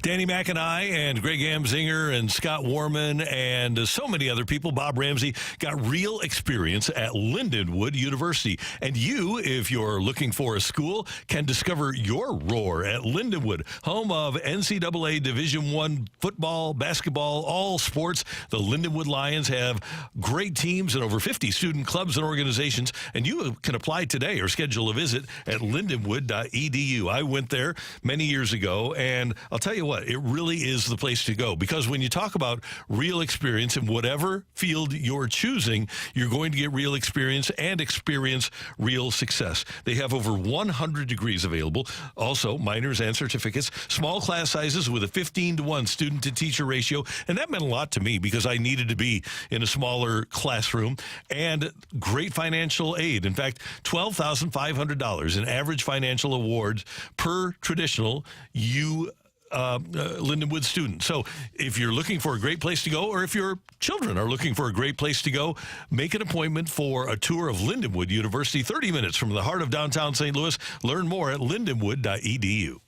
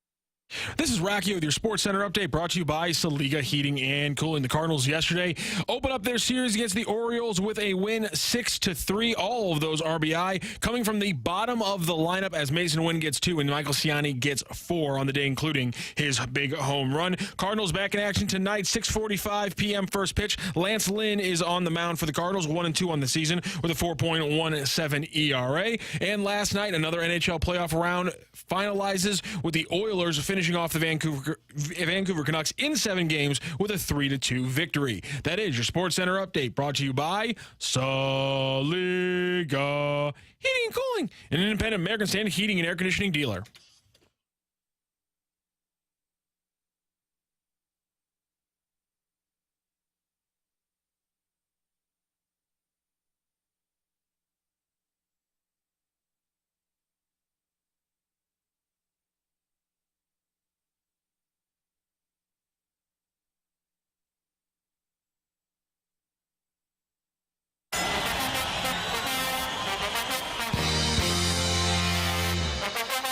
Welcome back to the opening drive. Brooke, Dan, and Rockio here, and it is time for the fight. And our fighter today is Jerry. Jerry, how are you doing? I'm doing great, Brooke. How are you? Oh, we're doing great on this Taco Tuesday. It is a Taco Tuesday. Randy didn't mention that today, Dan. No, he didn't, Jerry. He forgot about that. Jerry, have you ever fought Randy in a fight, whether it be in the afternoon drive or here in the morning? No, first time caller, long time listener. Oh, you must be nervous. A little bit. Yeah, don't be nervous. Go take it to Randy and let's have a little fun. All right, sounds good. All right, ready for question number 1, Jerry? Yep. Who is the last NBA MVP to win the award and the finals in the same season? Is it Dirk Nowitzki, Steph Curry, or Kobe Bryant? We'll go with Steph Curry. Is that your final answer, Jerry? I believe so. All right, here we go to question 2. The Blues' highest scoring player across a single playoff run is 23 points. Who set that mark? Was it Brett Hull, Bernie Federko, or Ryan O'Reilly? We'll go Ryan O'Reilly. All right, Jerry, good job so far. You might be giving him a little indication of how he's doing there, he's Dan. doing all right. You just want to know that he's doing well in his first fight. That's all. All right, ready for question 3, Jerry? Oh, yeah. The last time we had an all-Canadian Stanley Cup final was in 1986. Which 2 teams faced off? Was it the Oilers and Flames, the Nordiques and the Maple Leafs, or the Canadiens and Flames? Oh, boy, hockey's not my best strong suit here. We'll go with option number 3. And for the first time since 2003, the same building will host both the NBA and NHL's conference finals. Which team's building was the last to do that? Was the Devils and the Nets, Lakers, Kings, Avs, Nuggets? Lakers, Kings. All right. Jerry, you got a fighting chance. Let me go grab Randy. How are you feeling? All right, sounds good. A little bit better. Hockey and NBA are just not my best. I was really hoping for some baseball questions, but here we are. No baseball. So let's just double check. Yeah. There's no baseball. There's no football. You got a special fight today. I'm so sorry. It just keeps happening this way. I promise we don't plan it. Every time we ask them, what sport would you like a questions from today? It's never a sport that actually has a question on that day. No, actually Rock just actually sorts through and he sees and he deciphers who would not do well just based off of past comments. Jerry sounds like a baseball fan, so I decided to just completely ignore any baseball questions. There you go. Randy, say hi to Jerry. Jerry, good morning. How you doing? I'm doing great, Randy. How about you? I'm doing wonderful. Thank you so much for joining us today, and thanks for tuning in. We appreciate it. Oh, yeah, thanks. This is his first time fighting you, Randy. Oh, well, welcome. It's great to have you with us. Thanks. Ready for question number 1? I'm ready, ma'am. Who is the last NBA MVP to win the award and the finals in the same season? I would say Nikola Jokic. So last year, he's won 3, right? Did he? Oh, no, he didn't win. No, maybe he did. No, Embiid won last year. But he would have. Well, no, they've only won once. Okay, so let's work our way back here. So he's won a couple. You know who? I'm going to go with Giannis. I'm going to go with Giannis winning the MVP and the championship. Question 2, the Blues' highest scoring player across a single playoff run is 23 points. Who set that mark? A single playoff run, 23 points. Wonder if Paul Cavallini ever did that. Pretty good playoff run one time. Oatsy? Yeah, maybe not. I don't think Brian Sutter did that. Let's see. You know what, Dan? I think I'm going to go with Ryan O'Reilly in the 2019 Stanley Cup run. All right. Question 3. 8 and 15? 20, that's 23, right? 8 Yep. plus 15. Ryan O'Reilly, your final answer? Ryan O'Reilly. All right. Ready. The last time we had an all-Canadian Stanley Cup final was in 1986. Ooh, Which Chopper. two teams faced off? Chopper and Patrick Waugh, correct? I believe. Patrick Waugh's rookie year, maybe? I'm going to go Calgary Flames and Montreal Canadiens. That's what I'm going to go with. The what? Canadians? Montreal. Montreal. Montreal. I'm going to go with Calgary and Montreal. That's my last 1986 Canadian finals. I'm going to go with that. Jacques Demers? That would have been Jacques Demers. Yeah. Oh, no. Because 1986. Oh, that's right. That's right. That was the Monday Night Miracle year. Yeah. All right. So I'm trying to think of who it would have been for them. Somebody named Claude, probably. Terry Crisp, I think, was the head coach of the Flames. Yeah, Terry Crisp. That's who I'm thinking of on that side of it. I'm trying to think of the Canadian side. Yeah. Somebody named Claude Julien, Claude Ruel, something. Jean Perron. Yeah, close enough. Yeah, Jean or Claude, something like that. Yeah, whatever. Okay, so I'll go Calgary and Montreal. Question 4. For the first time since 2003, the same building will host both the NBA and NHL's conference finals. Which team's building was the last to do that? You had both teams. So you had the NHL and NBA conference finals going at the same time. In the same building. And this was 2003? That was the last time it happened. Okay. Dan, I will. This is question number 4, is it not? Yes. I will use the benefit of the lifeline here, sir. Devils, Nets, Lakers, Kings, Avs, Nuggets. Okay, that narrows it down. 03. So I'm going to say the Nuggets were not in 03 in the conference finals.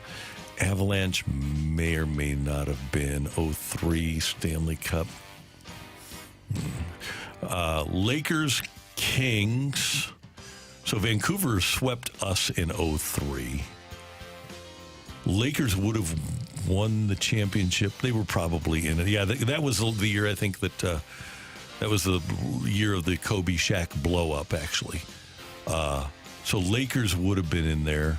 That would have been Shaq and Kobe. Kings in 03, not sure. And then Nets, Devils. Nets, Devils. So 03. I'm going to say that was past the time for the Nets to be good. So I am going, not good, but in the conference finals. So I'm going to go with the. I don't know why I'm doing this. Were the Kings good then or not? I'll go with the Kings and Lakers. Matthew, it's your turn. A very close fight today. No tiebreaker needed. But again, it was right there by the skin of their teeth. Is it Randy Karraker walking away with a second consecutive victory to start the week? Or is Jerry the winner in a first-time player? Ring that bell. The winner and new champion of the fight, Average Joe Listener. The fight is presented by Golf Discount of St. Louis. With the most experienced club fitters in town. Why shop anywhere else? Congratulations, Jerry. You took down Randy in the fight 3-2 today. Way to go. Oh, I'm pumped. There you go. That's a good way to start off the week. Let's go through the questions and the answers and find out where you did it. The last NBA MVP to win the award in the finals in the same season. Well, both Nikola Jokic and Giannis won it twice before they won their title. So you got to go all the way back to Stephen Curry is the last one to do it about 7-8 years ago. At this, it was 2016, so about 8 years ago at this point. The Blues' highest scoring player across a single playoff run is 23 points, and that is in fact Ryan O'Reilly in 18-19. There are actually 4 other Blues to cross the 20-point mark in a season where they did not play in the Stanley Cup. And Oates and Hully did it with 2 rounds. How about Fedorko that? Fedorko and I want to say Waite did it with 3 rounds. O'Reilly and Schwartz needed 4, but Hully and Oates did it with 2 freaking rounds, which is incredible to me. The last time we had an all-Canadian Stanley Cup final was 1986. It was, in fact, the Canadiens and the Flames. And for the first time since 2003, the same building will host both the NBA and NHL's conference finals. Obviously, that's Dallas this year. Which team's building was it in 2003? The Nets were, in fact, in the Eastern Conference Finals. The Devils were there for the NHL. So it was the Devils and the Nets. So a 3-2 win for Jerry in the fight today. Jerry, congratulations, and we'll talk to you tomorrow. All right, sounds good. I appreciate it. All right, thank you, sir. Good to have you with us here on the opening drive on 101 ESPN. Coming up next as we roll on, are the Blues in a better spot than they were 365 days ago? That's coming your way here on the opening drive.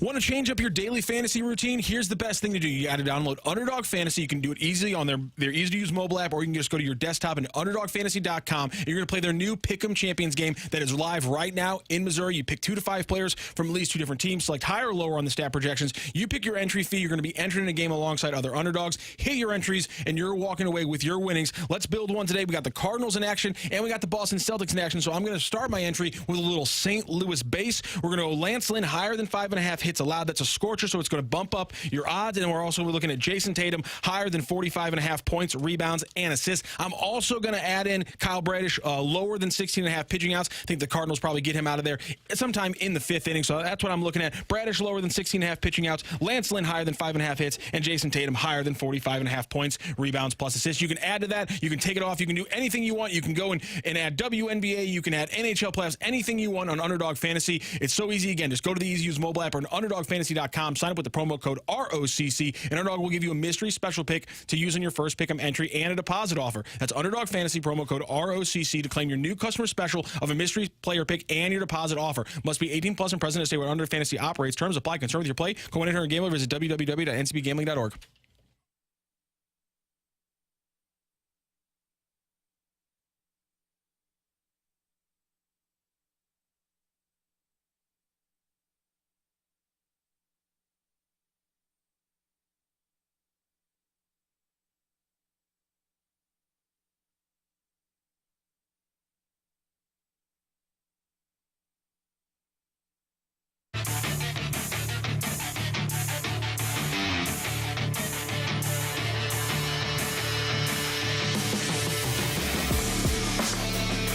Tomorrow at 9 o'clock, we will have Tom Stillman, the Blues chairman, here in studio for a half hour to talk about the past season and the season coming up. We're looking forward to that. But as we sit here right now on May 21st of 2024, are the Blues better off than they were 365 days ago? Obviously, they have a new coach in Drew Bannister rather than Craig Berube. We, in my opinion, have a better feeling. I have a better feeling about Jordan Binnington right now than I did last year. I have a better feeling about Robert Thomas than I did at this time last year. I don't have as good a feeling about Jordan Kyrou as I did last year, simply because of his first half. And from a talent standpoint, I feel better. Not a talent standpoint, a health standpoint, I feel much better about Colton Parayko.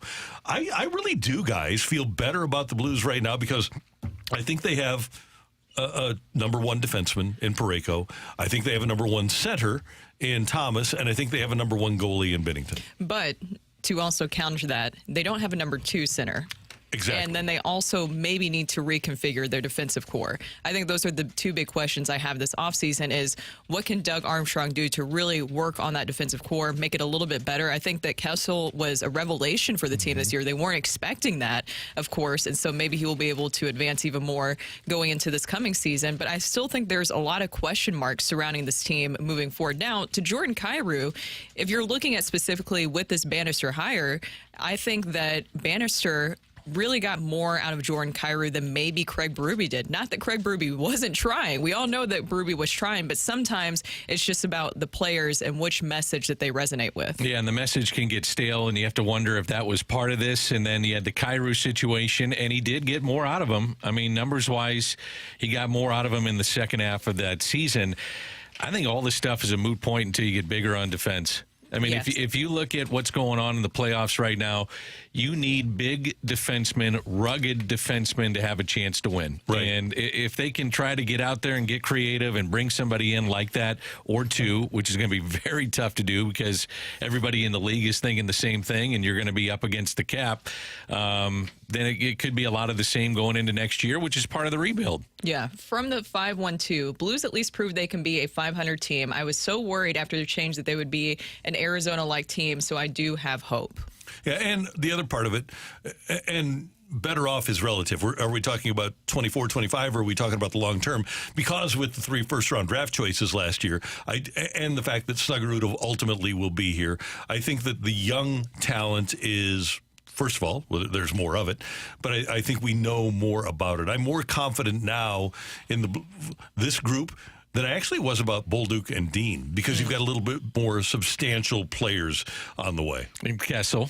Yeah, and he's like you said, Brooke. He's a revelation. He's a number 2 pairing guy, and I think he's able to relegate. Justin Falk's a $6.5 million player, but I think he's a 3rd pairing defenseman on this team. And I think that Jake Neighbors was also a revelation. Yep. Will he be able to build off of that? Will that be something that's sustainable where he will continue to do that every single season? Either way, Bannister was able to put him in a position where he was able to do more with his game. That front presence, that's something that Jake Neighbors brought to this team, and also a great addition addition to the power play. Those were things that weren't happening during the Berube time. But it's just so interesting because I know for a fact that Berube's message could not have been that much different than Drew Bannister. It's just it was a different messenger, simply is what it is. That's exactly and now Craig Berube was the hottest commodity amongst all the coaching searches in the NHL, and he gets hired in Toronto. It just shows you just how kind of crazy it is in the NHL when it comes to how they view their head coaches. And even if they're really good, other teams want them. And everybody wanted Craig Berube, of course, when there was jobs available, that it just didn't work out for the rest of the time with the Blues. And I find it interesting that the NHL has reached a point now where, and the Blues are with the developmental coach. You've got your developmental coach, and then when the team is ready, you hire your... And Army, as much as admitted that we've got teaching coaches and we've got championship coaches. And the Blues are in teaching coach mode right now with Bannister. And unfortunately, I think he's going to wind up being a sacrificial lamb when they're ready to have a championship coach.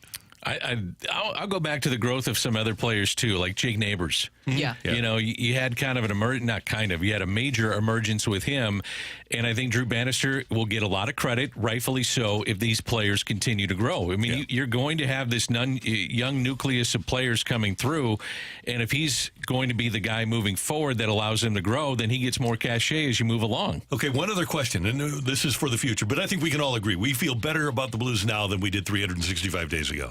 Oh, I do, because of the younger players ascending, and as you said, Robert Thomas, and finding out about some of these guys that took another step forward.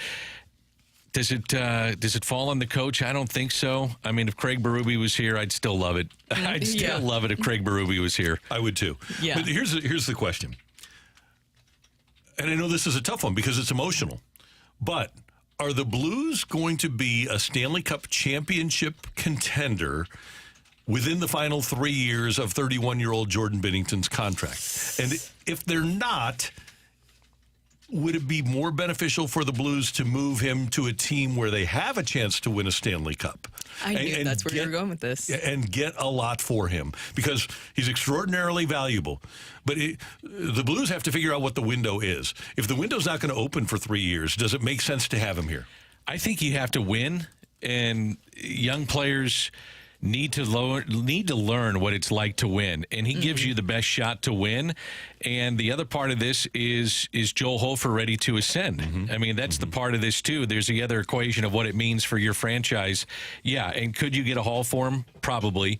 But I also think that young players need to learn how to win, and he gives you the best shot to win. With Binnington, if you moved on from him, if you trade him, of course you would get a lot in return because last season was fantastic for him. It was his best season. I felt just like personally watching him since 2019. It felt like he got back to that Stanley Cup championship form and looked like the Binnington that we knew. And he was a great tandem with Joel Hofer. They worked really, really well together, and they respect each other a lot. I think that if you moved on from him, that definitely would signal maybe a rebuild, but not like a full-on rebuild because you do have some of that younger talent emerging already. It's going to be an interesting offseason for the Blues, and we'll learn more about it tomorrow from Tom Stillman, the Blues chairman. Kids, I have to leave early, so I'm going to leave this last hour to you. Don't lose our license. I know you won't. You should tell everybody what you're doing there, Randy. I'm helping out our friends at the Painting and Decorating Foundation. One of my good friends, Dan Weinstra, is one of the most charitable people in town. And the Painting and Decorating Foundation does so much for young people in our area. So I'm going to go over and play some golf and help them raise funds for young people in the trades. Oh, nice. Yeah. That's great. People listening saying he's just bolting because he's on fire. He just can't hang around for another hour. He's upset with all the hot takes that are going. I'm upset with the fight, okay? Don't be upset, yes. Randy. You'll get the chance to do it again tomorrow. Okay. That's what's really going on here. Because you guys should have seen off air. Randy was just throwing a fit. We talked about blackout rage, Randy. That's what we saw behind the scenes here. That's what we dealt with. Grapes thrown up against the window. Somebody's going to have to clean those off, Dan. I know. So anyway, you guys do great. I'll be listening on the way over to Whitmore Country Club, and we will see you tomorrow. All right, buddy. All right. Coming up next year on 101 ESPN, it's going to be the top of the 9 o'clock hour, and that's the Rush Hour Reset coming your way next.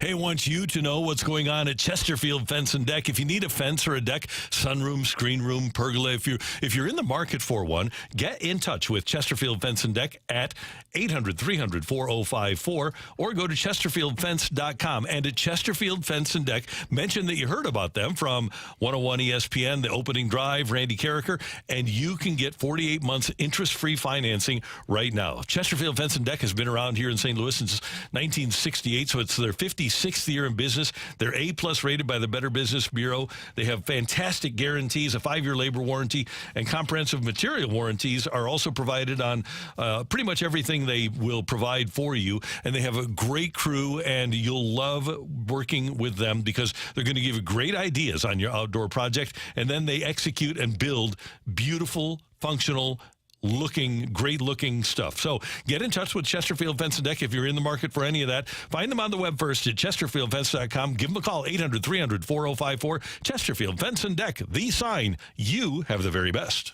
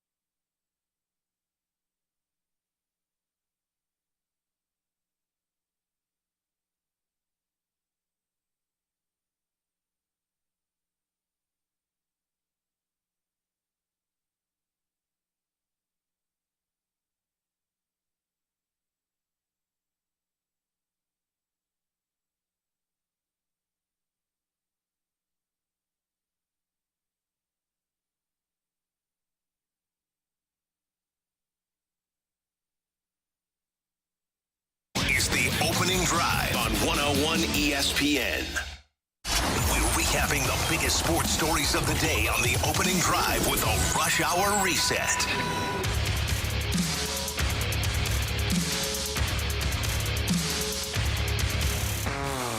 Welcome back to the opening drive. It is time for the rush hour reset.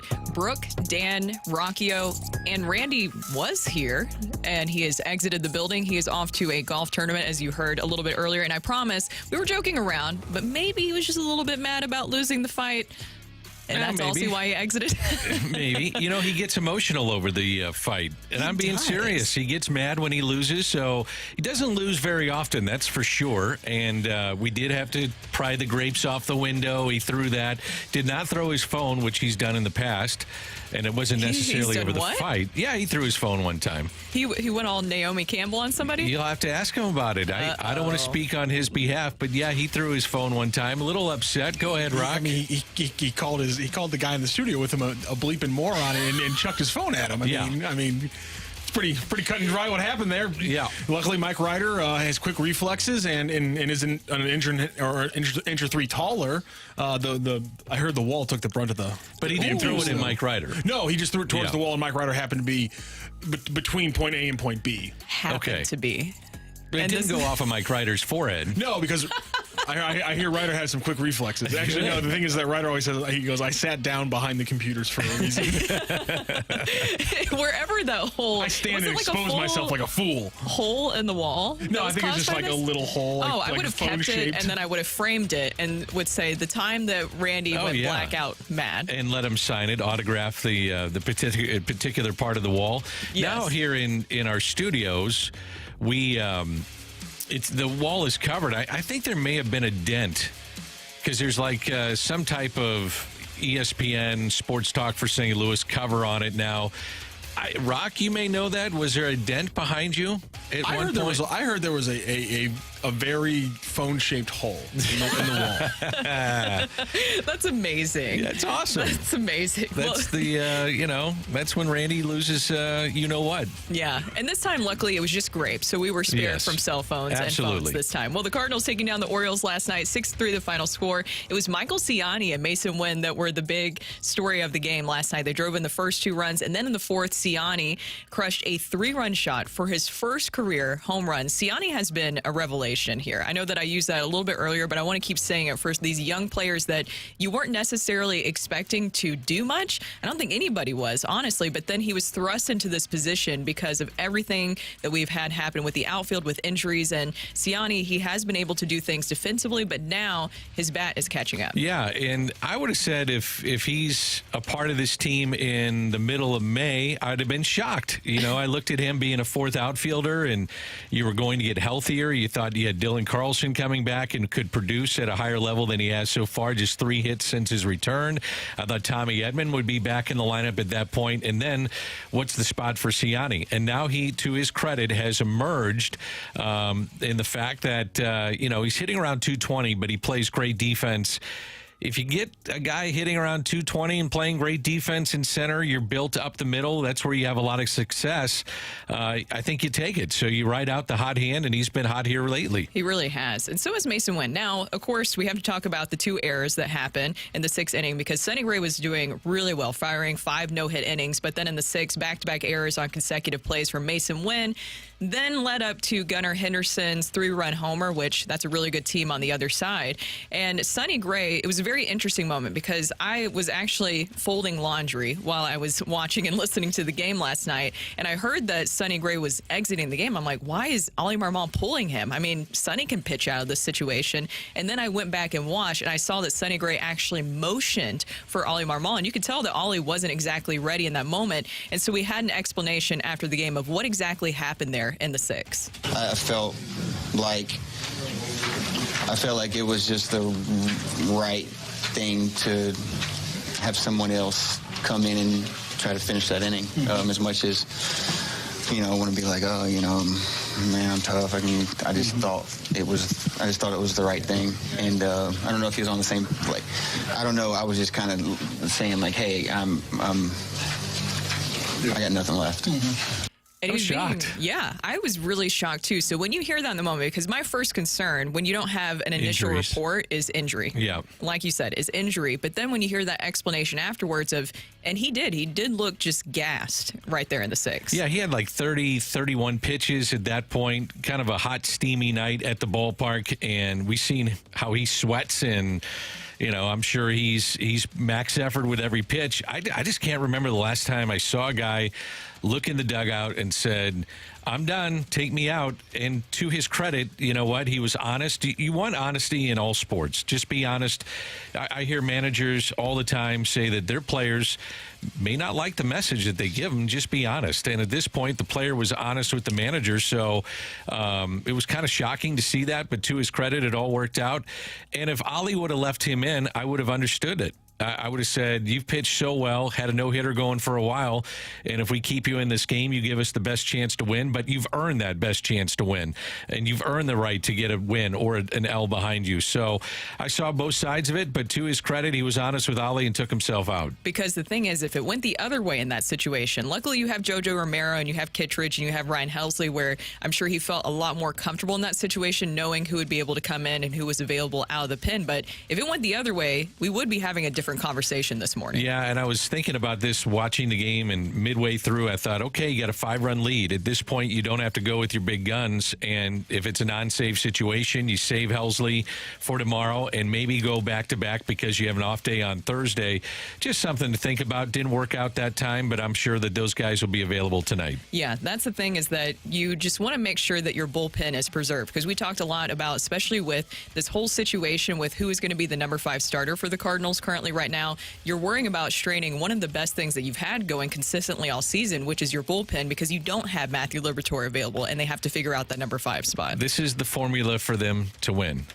Even though they didn't have great defense, they had a couple errors. There were a couple nice plays made as well, and the errors didn't really come back to haunt them because they won the game. But you had stolen bases, which is something that I think gets overlooked. They had 4 stolen bases in the game, and they took advantage early on in taking an extra base. I also thought, going back to Sonny Gray, his approach was very smart, cerebral. He is a smart guy, kind of one of those savants, loves pitching, and he started out with a lot of off-speed pitches early in the game, and that kind of set up the hitters second time through, because if you don't see a fastball, now you're guessing a little bit, and I thought his stuff was pretty good, and it was a smart approach for him. Yeah, so a great win for them, and it's going to be Lance Lynn on the mound tonight as they face the Orioles. 6:45 is first pitch. Also, you mentioned earlier about how sweaty Sonny Gray gets, and that's something you get with these new jerseys and uniforms. Everybody's been talking about it across Major League Baseball, and everybody also was talking about the new City Connects that we finally got to see unveiled yesterday. Now, how did the players react to the City Connects? Honest opinion. They're City Connects, yeah, that's for sure. I like them. It's definitely simple, kind of a little like our spring training jerseys for sure. Me and Wilson talked about it, but I think they're going to look really good on the field. I don't know. I'm not much of a fashion designer, so I don't really have much input on that. But they seem like they're pretty simple uniforms, but they're the red spring training jerseys with them with the Lou across them. They have little details in it that I don't think some people are appreciating, but I'm fine with them. I'm not much of a complainer, so I'm good with them. I like them. That was Mason Winn and Lars Nootbaar. Now, Dan, you were here yesterday, so I want to get your take on what do you think about the City Connects? I'm not one that gets... You're not a fashion designer, as Lars said? Nah, I'm fine with it. They look good. I was fine anyway, any direction that they went into. The one thing I love is that they made sure... Some people just felt like it was a little too simple, but honestly, if you looked at some of the there's other a lot of things in this. Yeah, there's a lot of different details to it, and compared to some of the other recent City Connects I've seen, I think that it's a lot more like, okay, I can recognize exactly what's going on here with the Cardinals, as opposed to, I don't know, even with the Cleveland Guardians. I talked about that the other day. I know that you know about the pillars in Cleveland. I didn't exactly know about the pillars in Cleveland, and that you have to really explain that. Does the casual person know about these pillars in Cleveland, where you have to do a full explanation? At least with the St. Louis City Connects, I feel like I could recognize every single piece of that. Would you put a muddy river on it? I mean, that's part of it. You got a muddy river, you got the Mississippi. I mean, that's something to think about. I don't know. From the 314, I hate the Lou. I like that. You don't like it? I like it. I don't know. I didn't understand that it was such a controversial thing. Now, I will say that people, British people, they say the loo when referencing the toilet. So maybe that's what they're referring to. Don't they, Rock, when you say the loo? Yeah, I can't. Okay. I will not do a British accent. I will butcher it. I just think people go nuts over this stuff, and I don't. I went nuts over the fact that the original jersey looked terrible with the lettering on the back, and the fact that they weren't prepared for the season. My favorite one that they have, though, is the Saturday jerseys at home, the cream colored, the piping. I love the cream colored. It's an ode to the past. It's like a uniform from back in the 1920s. And I know Bill DeWitt III really puts a lot of time, energy, thought. I mean, there was controversy over how big the bird would be on the bat at one point. So I don't know, man. People get involved in it. I think it's cool, and I'm all about it. People do get very hot and bothered by this. Now, all I can think of now is when I see these jerseys is on our sister station, in the sister show TMA with Jackson and McKernan and all those guys. They play you guys remember like last month when City tried to do that chant in the stadium where it was one side does I'm from the Lou and the other side does and I'm proud, and it didn't work quite well, but then they put out a promotion video to show how it was supposed to sound, and so now just I'm from the Lou and I'm proud. It makes me laugh every time. And now every time I see these jerseys, Why does it make you laugh? I just think this. I don't know, because they put out a promo video just with like what it was supposed to sound like. I liked the And promo it's hilarious. video. It's hilarious to me. I think if people get involved in it, and No, like it's I said, good. But now that I see the Lou thing, what I'm saying is, if this is what they want, if this is what they, get involved, I'm all for it. Yeah, I'm just not one that like goes nuts over jerseys. I'm just not. No, yeah, people get jerseys very, are very fun. upset. That's the thing. Is like Exactly. Like they figured something out years ago. I don't know when like the leagues were like, oh, okay, people care about like what the actual teams are wearing, not just like what's going on the field. I think don't know people when have they figured always it out, cared, though. but it's I've been obsessed with it since I started watching sports. I think it was like it comes from like playing like the sports games. You can sit there for hours and just like pick alternate jerseys and stuff like that. You can have two teams play from like their 70s jerseys, and that's more fun. Do you guys like the Blues? I think Victory the Blues? I think the baby blue. It's not as doesn't look as good as it did back in the original.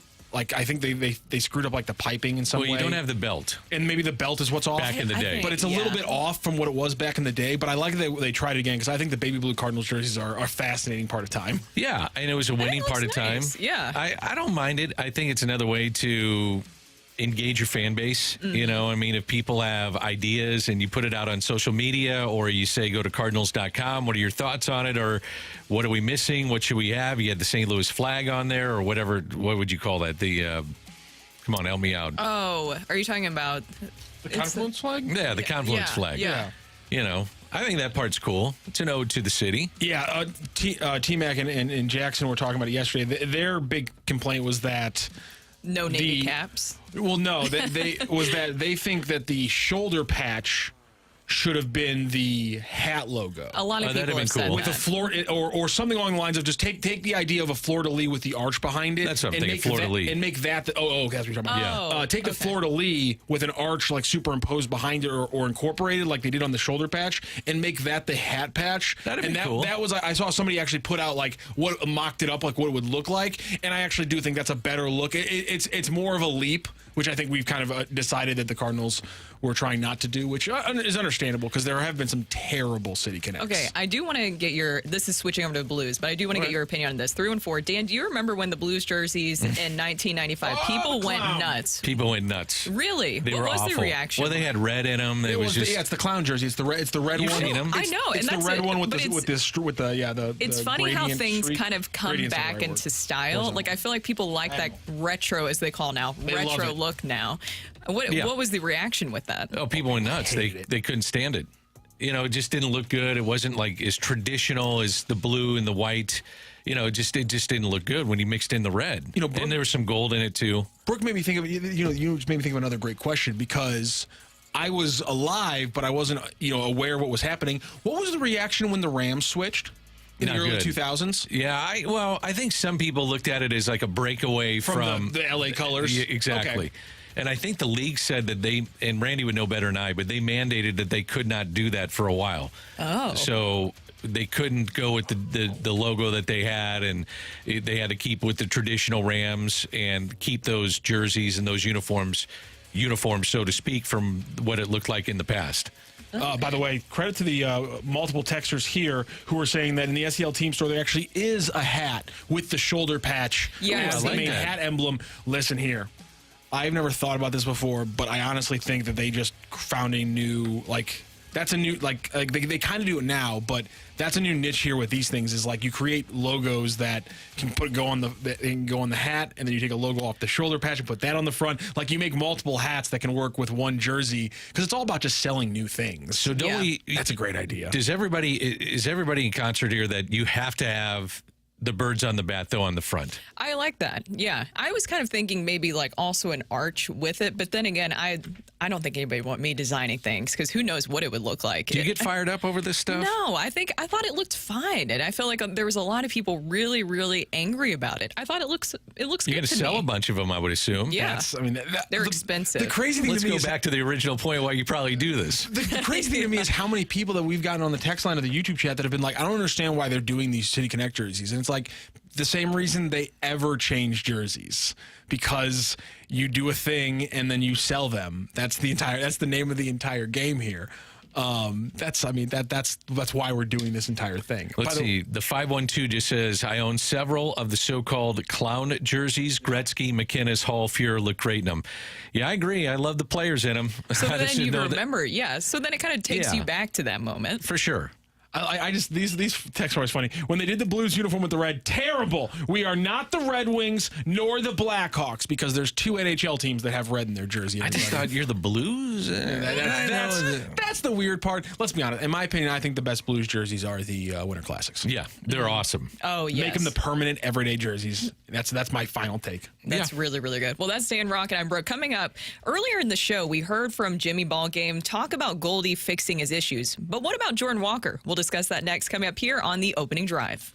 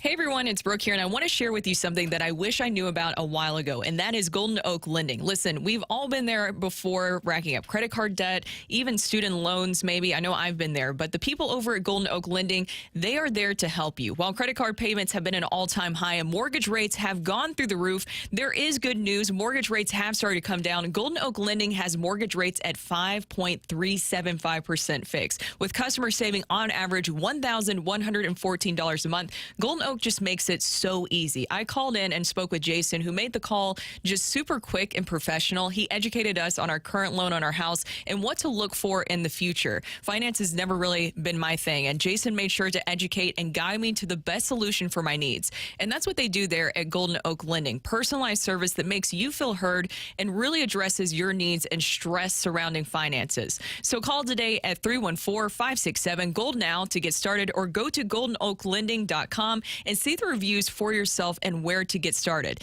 5.934% APR, FHA, 15-year fix with 20% equity and qualified credit. Additional terms apply. MLS number 114937.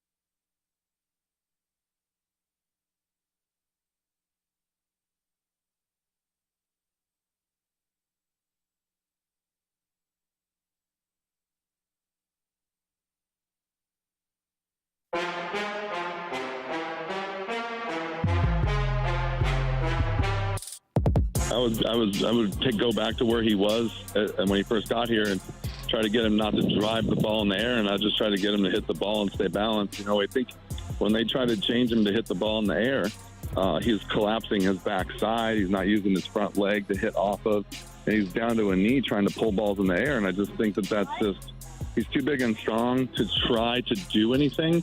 And the thing about hitting is you can't try to lift the ball. It's all about where the bat hits the ball. It has nothing to do with your legs other than maybe getting your knee down in there a little bit. So you can't just pre-lift before contact.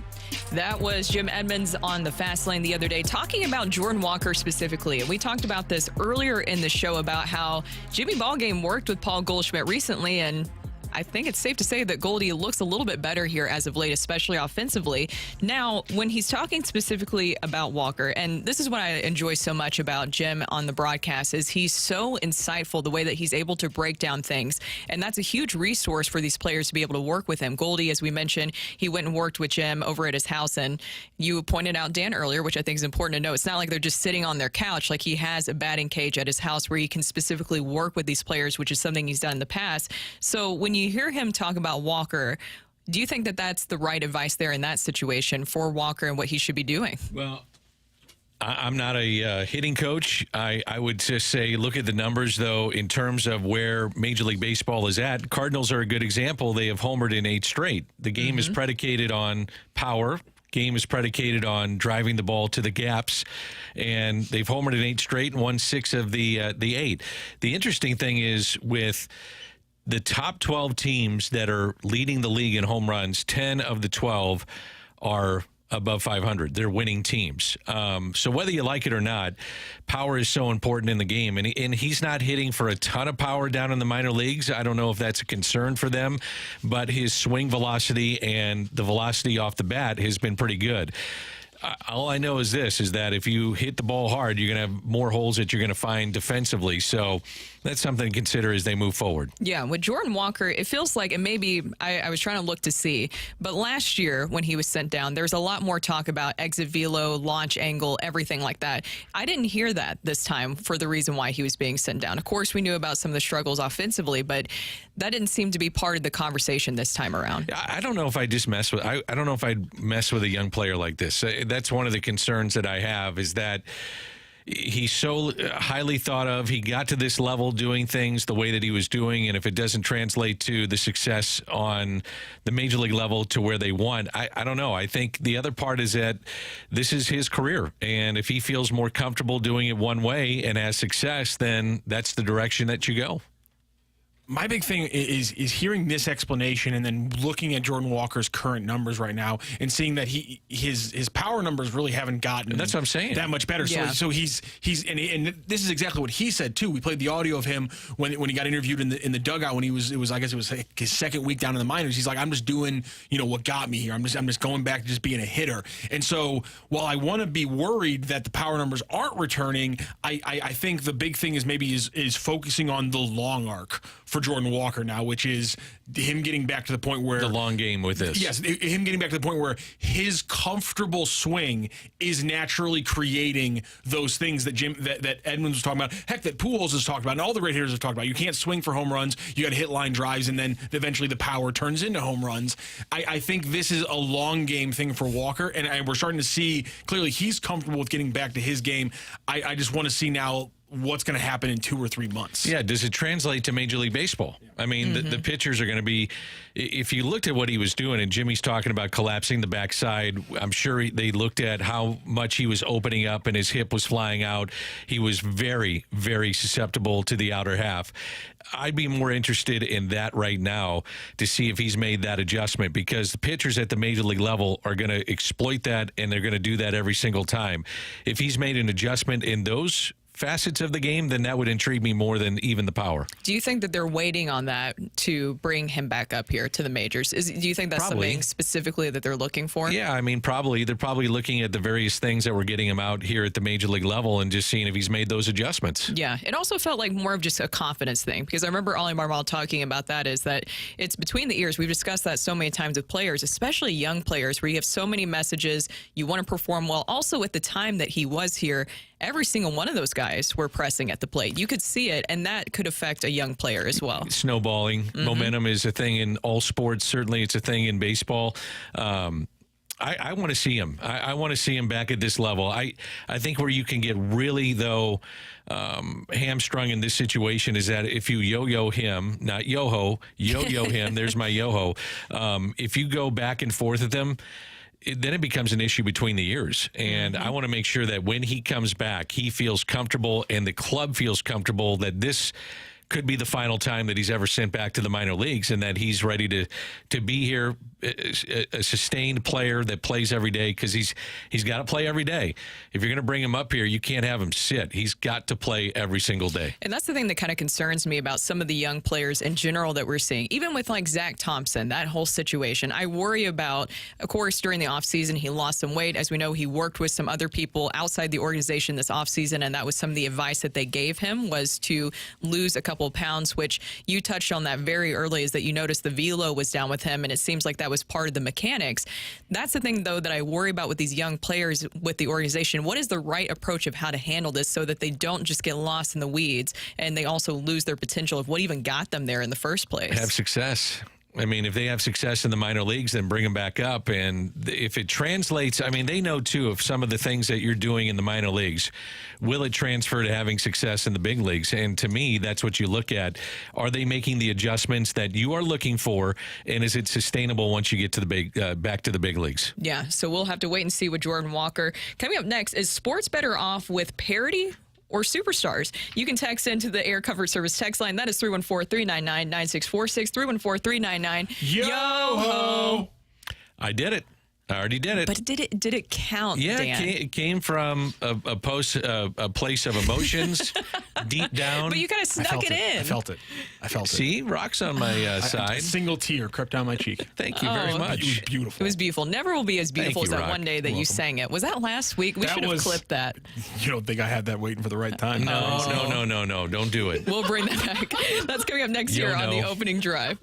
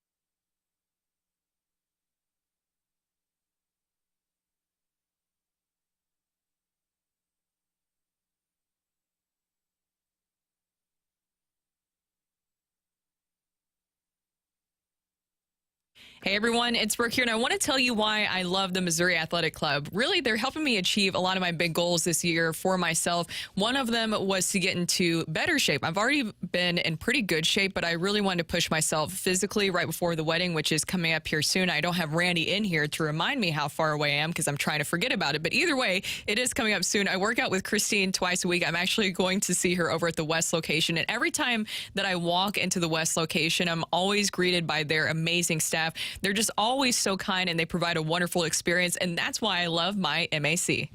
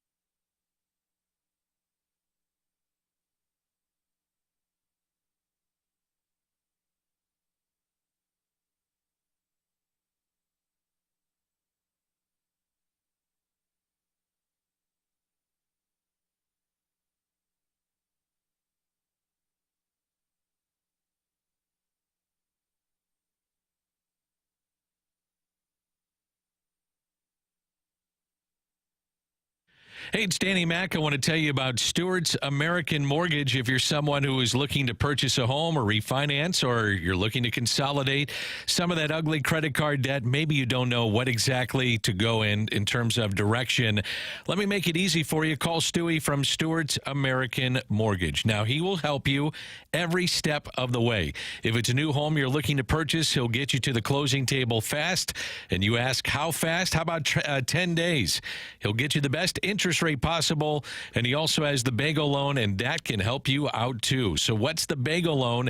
If you borrow $200,000 or more, there's no underwriting fees, no appraisal fees, no title fees, no lender fees, and no closing costs. Stewart is your guy. He makes it so easy for you. Any questions on rates, the industry, the trends, give Stewart a call.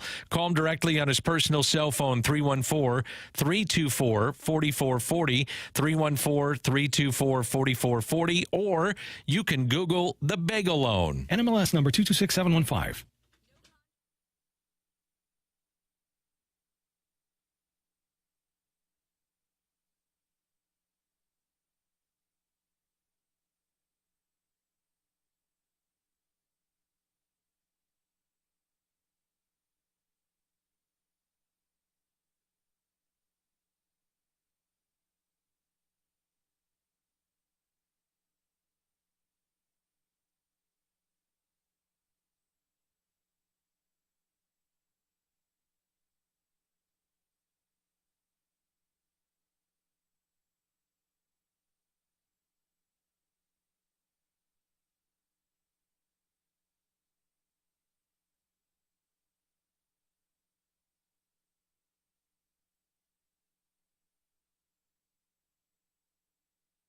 This is Rocky with your Sports Center update, driven by Johnny Londoff Chevrolet and Johnny Londoff Autoplex. Cardinals start their three-game series against the Orioles with a win last night, 6-3. The bottom of the lineup for the Cardinals, the literal 8 and 9 hitters, getting all 6 RBI, Winn with 2, and then Ciani with 4, thanks to his first career home run. The Cardinals are back in action, another 6:45 first pitch tonight. Kyle Bradish for the Orioles takes the mound. 2.63 ERA through just 13 2/3 innings pitched for Bradish so far this season. Lance Lynn on the mound for the Cardinals. He's 1-2 on the season with a 4.17 ERA. That is your Sports Center update, driven by Johnny Londoff Chevrolet and Johnny Londoff Autoplex. See them at londoff.com. Chevy, together we drive.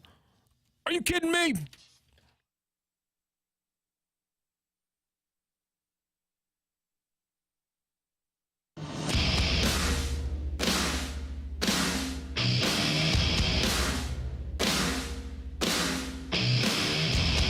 Welcome back to the opening drive. Brooke, Dan, and Rockio here. Randy is probably on a golf course by now. I think that would be safe to say. He went to Whitmore, correct? Whitmore. I'll say not that far away from the studio. About 40 minutes. I'd say he's right now. He's worked through his putter. I'd say he's probably to his wedge game right now in the short game area. Just, dialing his game in. Yeah. Dialing his game in. So we asked this question, and I thought this was a really good one because you brought this up. Randy and I played in a charity event last year. Yeah. Jay Delsing was a part of our team. Uh-huh. So we won the event, but then technically we didn't win the event because they wouldn't let us have Jay Delsing. It was kind of... Okay, I heard about that. Yeah, it was kind of... we were kind of cheating. There's a lot of cheating in golf. But here's the thing is... They should have done the same thing, maybe. They should have found their own Jay Delsing to help them out. That's how I see it. Go get a guy that played 30 years on the PGA Tour. If you win, you win. This is just spoiled with 30-year PGA pros. Yeah. Fly him in. There's so like 2 of them. Some trophy. I don't see why you should be punished for, I don't know, doing better. That's how I see it. Play better. Exactly. If the 2 J's are taken up, go ahead and you have to go out of town. Exactly. Jay had to help me this past weekend at the Big League Impact event. He was monitoring, it was the hole-in-one competition, right, Rock? Yep. And I have not golfed in a while. I'm still, after I get through this whole wedding thing that is just taking up a lot of time, I am going to get back into golfing, Dan, I promise. Yeah. And for everybody listening, I promise. And I was struggling. And I looked over at Jay. Luckily, he was in the bay next to us. I said, please help me. And did he? He did. And it worked out for a little bit. I actually got us some points. He's a great teacher. Yeah. But anyways, back to the question. This was a really good question that you asked Rockio the other day while we were just going over the segment ideas. Is sports better off with parity or superstars? Because my first reaction initially was superstars in that situation, because you need superstars when it comes to the casual fan, even drawing them in for TV revenue, which is important for every single team. Doesn't matter what sport you're playing, that's something that matters. But then again, I kind of always like the different stories as well. Do you like the NFL? I do like the NFL. A lot of parity. There is a lot of parity there. That's kind of what it gets at, because that's been the NFL's big selling point. Like when I started becoming a diehard NFL fan in 2003 and stuff like that, like watching it every single game and watching like NFL Network every day.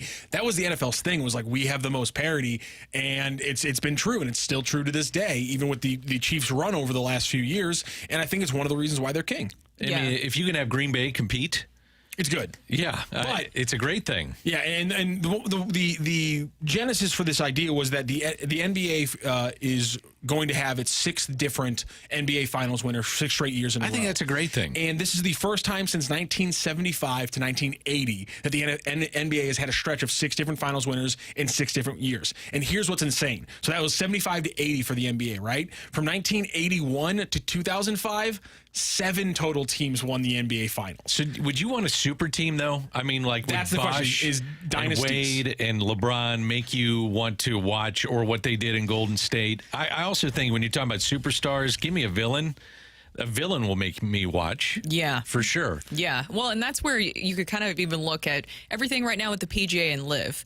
Now, this weekend was great because you have Bryson DeChambeau, which I think he was kind of part of that villain arc for a little bit. I felt like anybody who went over to LIV was part of that villain arc. But then it seems like he's back into fans' good graces here lately, especially with that performance this weekend, and also some of the very classy moves that he did at the end, where he went and congratulated Schauffele, and then also, I don't know if you saw that video where threw the ball to the young fan, but then some older gentleman intercepted it, and he went over and chewed him out. So we've kind of seen that story change, but it still feels like maybe LIV is the villain in that story, while you have the PGA Tour on the other side of it. I think you can have a little bit of both. I think you can have villains. I think you can have superstars that'll make you watch, and I think parity generally is a good thing for sports, because then your fan bases everybody feels like I got skin in the game. Exactly. And you know, the NFL has taken over in the last 25 years or so. And if you look at the last 25 years or so, it's not even a question which league has the most parity. Just look at like dynasties and things like that. There's pretty much been 3 dynastic runs in the NFL, which is Patriots win 3 out of 4, Patriots wins back-to-back, and the Chiefs win 3 out of 5. Every other league of the Big 4, other than Major League Baseball, has at least 4 or 5. And in the NBA's case, they have about 6 different like dynastic runs. And while those things are big, obviously the early 2000s Lakers, the late 90s Yankees are huge teams and did a lot for their sport. But I think when you look at the NFL in the last 25 years, constantly having so many different teams, 16 different teams have won the Super Bowl since 2000. That's the highest amount of variety on all 4 leagues, and I think it's a big reason why the NFL's taken over by such a large amount. And then those dynasties kind of turn into the villains when you're talking about that, because then oh my gosh, I hated the Patriots for so long, and I'm enjoying this run here currently where they aren't doing so well, and they had to move on from the Belichick era. But still, at the same time, like, how many people hated the Patriots, grew up hating the Patriots, still hate the Patriots because of the dynasty, and now we're starting to see the Chiefs kind of turn into that new dynasty, and people are starting to hate watch them as well too, if you're not a Chiefs fan, of course. I will buy a ticket, though, to go watch an individual play. I'll go watch Mahomes play. Yeah, and I will go watch a particular baseball fan. Like if Ohtani comes through, and I know he's going to pitch for sure, I'd go buy a ticket for that game. Yeah. Now, there's only a few that I would do that for, but he's a good example of what I would do. How much better is baseball going to be over the next 10 years? Having the Dodgers dominate like this? If Ohtani's on a Dodgers team that wins 3 to 4 World Series in a decade.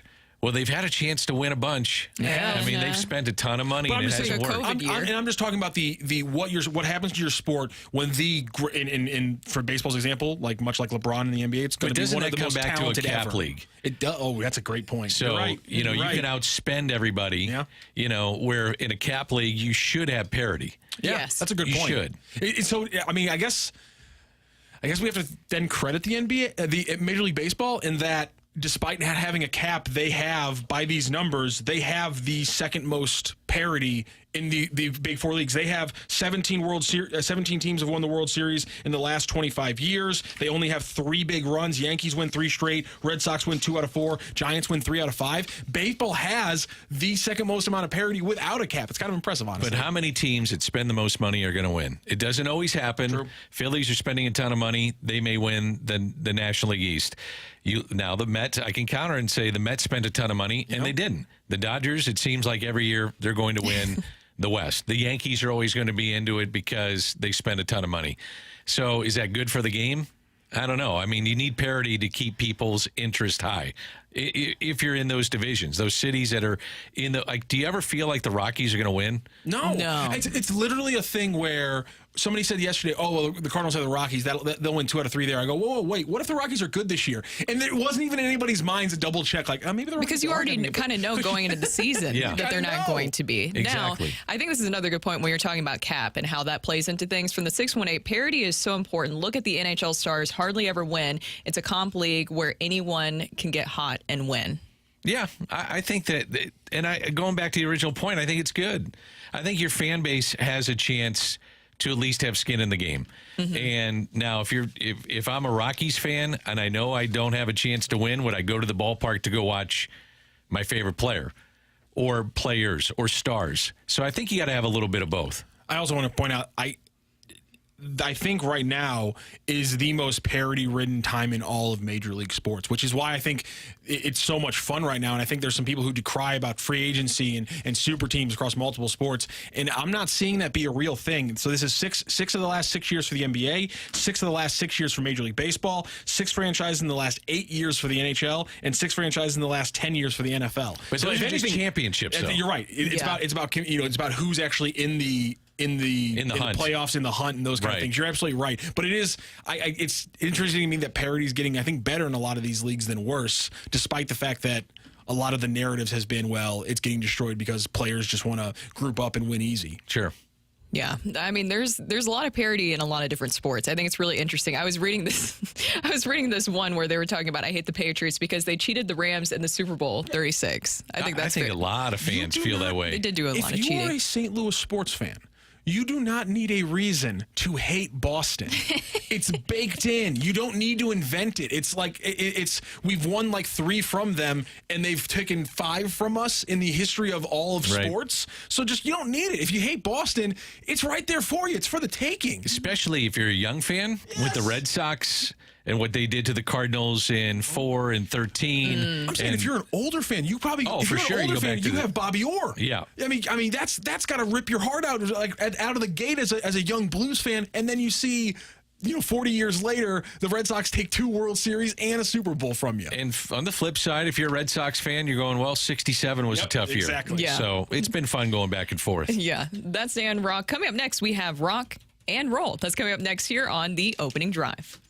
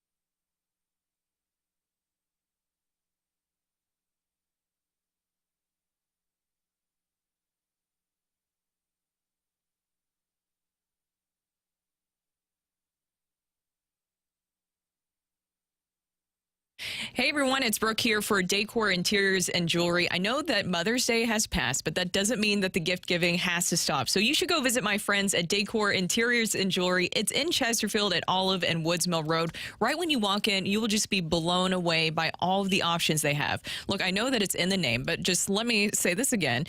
They are also a contemporary furniture store, so that's where the interiors part comes in. And of course, they are a jewelry store. The owner, Joe, he is such a guy, a nice and great guy, and he will treat you like family. That is where I got my wedding ring, and I actually stopped by their store recently because I had to pick out my wedding band right before the wedding, and I got sidetracked and spent an hour with Joe and his staff just looking at all of the jewelry that they have. What's big right now, Joe is saying that diamond tennis bracelets and necklaces, they're huge, the best quality in town. Joe and his staff, they know diamonds and they know gems. They always take the time to really educate you on your purchase. So why not have them help you find the perfect gift for that special person in your life? Go stop by Decor's showroom today and tell them I sent you. Decor, always unique, always affordable.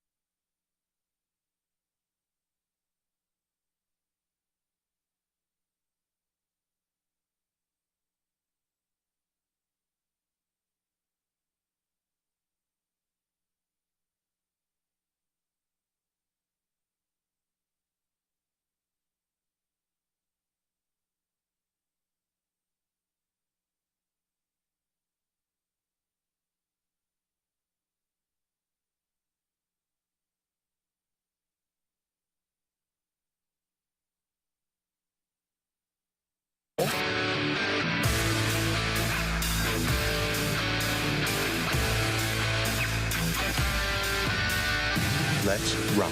Let's rock today. It is time for rock and roll. Did I do okay with that impression of it? Because it's a little bit of like a drop and then high with the way that he does it. Like that? It's from the clip from the movie that I use in the open, which is from a movie called Accepted, which is an extremely underrated movie. And there's a guy who says, "I want to rock," and then it cuts away for like 5 minutes, and then it comes back to him in like this smash cut of scenes, and it just comes back to him, and he just looks at the camera and goes, "And I want to roll." Oh, okay. And so it came into rock and roll. I got you now. It just comes from the clip, I believe, that I use in the open. Accepted. I've never heard of that movie. It's a Justin Long vehicle from the early or late 2000s, early 2010s. A Justin Long movie. Well, I'm all in on this one. It is legitimately hilarious. It's the dumbest concept ever, except for it's kind of becoming a real thing now, which is that a kid can't get into college, the college he wants, so he invents a college. Which is kind of funny because that's now what colleges are doing, where it's like, we're Southern Pennsylvania University, and you look it up, it's like, there is no Southern Pennsylvania University. He did this thing. It was like, in the movie, it's called Harmon College. He creates South Harmon Institute of Technology, which that's obviously funny. do some acronym jokes there. I did see that movie. Sorry to cut you off. Honestly, we'll get to that. It's such a good hilarious. movie. Justin Long, Jeepers Creepers, great movie. Hilarious. Also Tusk, another underrated, Tusk is a very underrated scary movie, as well. And now that one. So he's really a great actor and doesn't get enough credit. That's just my little take. There you go. And since we're off on a tangent, I'll just keep a tangent rolling because we have to say goodbye, ladies and gentlemen, to one of the greats. One of the greatest to ever do it in his respective sport has retired. So we say so long to the eraser of massive eats, to the guzzler of glizzies, the hammerer of hot dogs, the Faustian devourer of Franks. Kobayashi is retiring from Major League Eating, ladies and gentlemen. No! No! I'm so sorry, everyone. Kobayashi, the Manning to our boy Joey Chestnut's Brady is no longer in the game. Takuya Kobayashi is retiring from competitive eating. He says he simply no longer feels hungry. Oh, come on. No way he actually said that. That's literally was his retirement quote. He says he no longer feels hungry. Joey Chestnut is tough to watch. He's got all the veins popping out on his face. He's sweating. He's sweating his butt off. No, that's so gross. Just watching that, it's disgusting. And also, too, with him, with Joey Chestnut, I understand. Do you consider him an athlete? I was trying to think of a nice way to put this. Yes. Are you an athlete if you are a competitive eater? Yes. Are you really? Yes. Because I guess you have to train, don't you? You have to train, and you're doing things with your organs and your body that, like, you have to train them to do things that normal people can't do. It's why when people argue NASCAR drivers, I go, listen, buddy, you would pass out because your lungs would not be able to get oxygen to your brain because of the G-forces. You wouldn't be able to do that as a regular person. Therefore, sport. You're training for it. You're testing your body to do something that it normally cannot do. It's a sport, in my opinion. Okay, what about a great horse? Great horses. I mean, yeah, Secretariat's one of the greatest athletes ever. See, I think That's so, a too. superstar athlete. I agree. Yeah. I've heard a lot of people say, no, it's a horse. Can't be an athlete. Why not? I disagree. I think it's a great athlete. Why can't a horse be a great athlete? I never said they couldn't. They're the ones doing the work. You're going to look at me and tell me that I never said they couldn't. I'm yelling it now at the collective wheel. I'll look over here. Okay. You're telling me the jockey does. Person who's, you're telling me the jockey does that much work comparatively? The jockey does have a huge role in this. One, they have to be small. And they have to keep their weight down. Yes, there's a lot. I'll say jockeys are athletic. I'll say jockeys are athletes. Okay. Absolutely. I'll give them that. Balance. Janet says, competitive eating is just disgusting. It is not fun to watch. I worked at Bar Louie in Nashville for a little bit, and we used to have a tater tot eating contest, but they had to shut it down because someone's stomach exploded. Not at the one that I was working at, but what would define exploded? Throwing up? No, actually they had to go to the hospital. Oh, okay. So they had to shut down the competition. They used to do it all over the country at all the Bar Louie locations, and they had to get rid of it. But every time we had the tater tot eating contest, I had to look away because it was just absolutely disgusting watching. And those aren't competitive eaters, but even with competitive eaters, the way that they dip the hot dog in the water before. Yeah. And it's hot out usually, and so they're sweating all over the food. The veins are popping out.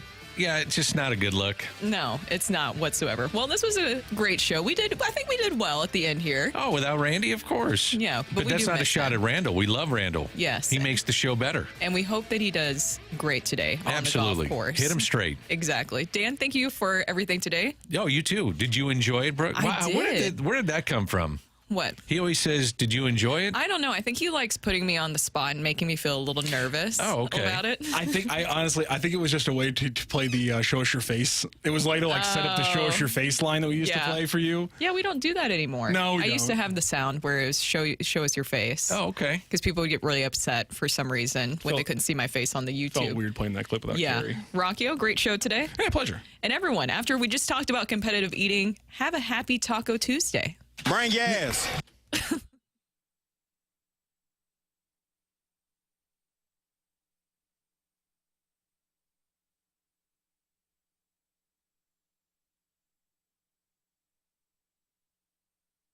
Hey everyone, it's Brooke for Universal Windows Direct. Spring is here and it's only going to get hotter from here. I guess you could basically say that summer has arrived. And so you should not cool off the outside this year. You should call my guys over at Universal Windows Direct. I'm excited about the warm weather.